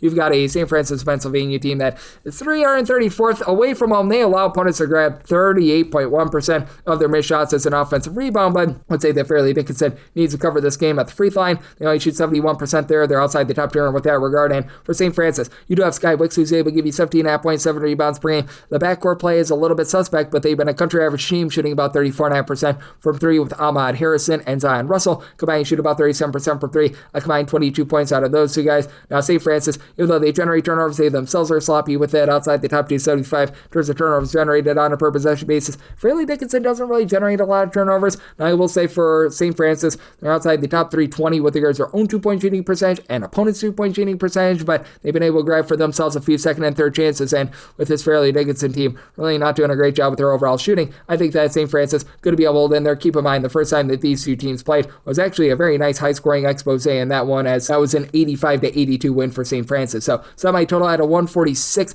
I'm going to be willing to take a shot on the over of 144.5, 145.5, and at 6.5 plus 1, take the points with St. Francis. 3-6-5-91, 3-6-5-92. You've got a high point, open to not be a low point on the road against USC Upstate. Upstate is a underdog of 12.5 points, so off game 153.5, and made my line 11. I'm going to be willing to take the points. Now, you've got a high point team that has been a top 15 team in terms of points scored on a per possession basis, and they're looking to play quite fast. 80th in the country in terms of total possessions per game. You've got an Upstate team that has been a relatively mid-tempo team in terms of total possessions per game. They're checking in right around about 99th in the country, just have not necessarily been the most efficient team on offense in the world, and they are going to give you some second and third chances at home. They allow opponents to grab 31.3% of their missed shots as an offensive rebound. That is outside the top 275 in all of college basketball, but this is an Upstate team that has also been able to limit good looks around the inside. They're a top 135 team in terms of their opponent's 2-point and 3-point shooting percentage, and their country average team shooting about 34.2% from three, as you've got a trio of guys, Kamani Gregory, Carmelo Adkins, and Madison Benninger, who are all giving you between 13.3 and 15.3 points per game. All shoot between 33.6 and 36.2% from three-point. With Adkins, he's able to give you about 5 rebounds per game as well. It's an Upstate team that's been in a little bit of issue with regards to turnovers, outside the top 175 in terms of turnovers on a per possession basis, and for high point, they only shoot about 32% from 3-point away from them. They really just thrive on being able to win the turnover battle. Top 20 team in terms of turnovers generated on a per possession basis on defense. Top 25 team in terms of taking care of the ball, and then in games played away from home, they've been a top 30 team with their 2-point shooting percentage as well. They have still been dealing with an injury to their top scorer, though, in Cameron Fletcher, who's been supplying about 15 points, 7 rebounds per game, so that has set them back a little bit. But Scary Terry Anderson, he has stepped up in his absence. 15.5 points, 5.5 boards, shoots in the mid-30s from three. Conrad Martinez is an 85% free throw shooter, 37% 3-point shooter, 10.5 points per game, so got a lot of nice firepower there. And for this high point team, they've been able to do a nice job on the glass. They've been a top 150 team with regards to rebound percentage. They do generate a lot of turnovers, which I think is going to bog down this total a little bit. I did set my total at a 151, so I'm going to be willing to take a shot on the under. But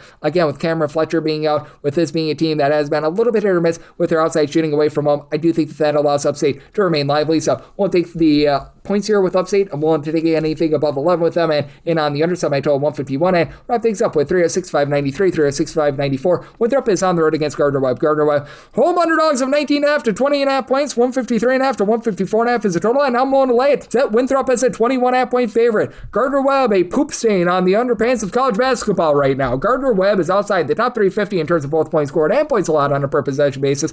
They are 355th in terms of their defensive rebound percentages. Teams are grabbing 36.3% of their missed shots as an offensive rebound. Winthrop, on the other end, they're a top 110 team in terms of their defensive rebound percentage, and Winthrop has done a really good job in terms of keeping things clean. Top 85 team in terms of fewest turnovers on a per possession basis, 79th in terms of points scored on a per possession basis, and for Gardner Webb, it's just not there for them. A team that allowed over 90 points in non-Division I North Greenville on their own floor. And for Winthrop, you've got Logan Duncombe, who's going to be able to control things down low, 18.5 points, 8.5 boards, and then two really good backcourt pieces pieces in Cody Kluat along Kareem Rozier. They combine to shoot about 39.5% from three between the two of them, 25.7 points per game. Kluat is able to give you about 4.5 rebounds per game. Rozier is your main facilitator, 3.5 assists, about a steal and a half per contest. And then Dalen Berry has been able to step up with about 10.5 points per game now. Has been dealing with a little bit of injury. I think that he's going to be out in this game, but at this point, I think that you could throw out there Greg Peterson and still win this game. And for Gardner-Webb, you've got a pair of guys that give you double figures. Jacob Hoggarth along with Spence Sims. They combine for 21 points per game, with Hoggarth main low post piece with about 7 rebounds per game. Sims is actually shooting 45% from three, so he's been solid there, but team as a whole still shoots only about 30.5% from three-point range. They turn the ball over more than 14 times per game. They're outside the top 275 in terms of generating turnovers. They're outside the top 325 in terms of opponents' three-point and two-point shooting percentage, and they're outside the top 300 with their own two-point and three-point shooting percentage. Just a what match in a dark cave right now for this Gardner-Webb team. Julius Clark, one of their top players, went out early on during the season. We haven't seen him in a while, and I do think that Winthrop just absolutely puts a nail to hammer here, and this is a Winthrop team that I think can run up the score with the fact that they're a pretty up-tempo team, 68th in the country in terms of total possessions per game. So it's on a total of 155.5, like the over, and I'm willing to lay up to 21 with Winthrop, and that'll wrap things up for the Thursday edition of Coast to Coast Hoops, now part of the VSiN Family Podcast. If you do like what you're hearing from this fine podcast, Coast to Coast Hoops, you're able to subscribe wherever you get your podcasts, Apple Podcasts, Google Play, Spotify, Stitcher, and TuneIn. If you have a question, comment, segment idea, what have you for this podcast, you have one of two ways we will fire those in. First one is my Twitter/X timeline at @GU_D1. Keep in mind, letters CM, they mean does not matter, so per usual, please do send these into the timeline. And the other way is find an Apple Podcast review. If you rate this podcast 5 stars, it's very much appreciated. From there, you're able to fire in whatever you'd like to hear on this podcast via the 5-star review. I'm coming at you guys every single day with picks and analysis on every game, every day, so I'll be back with you once again tomorrow. Thank you.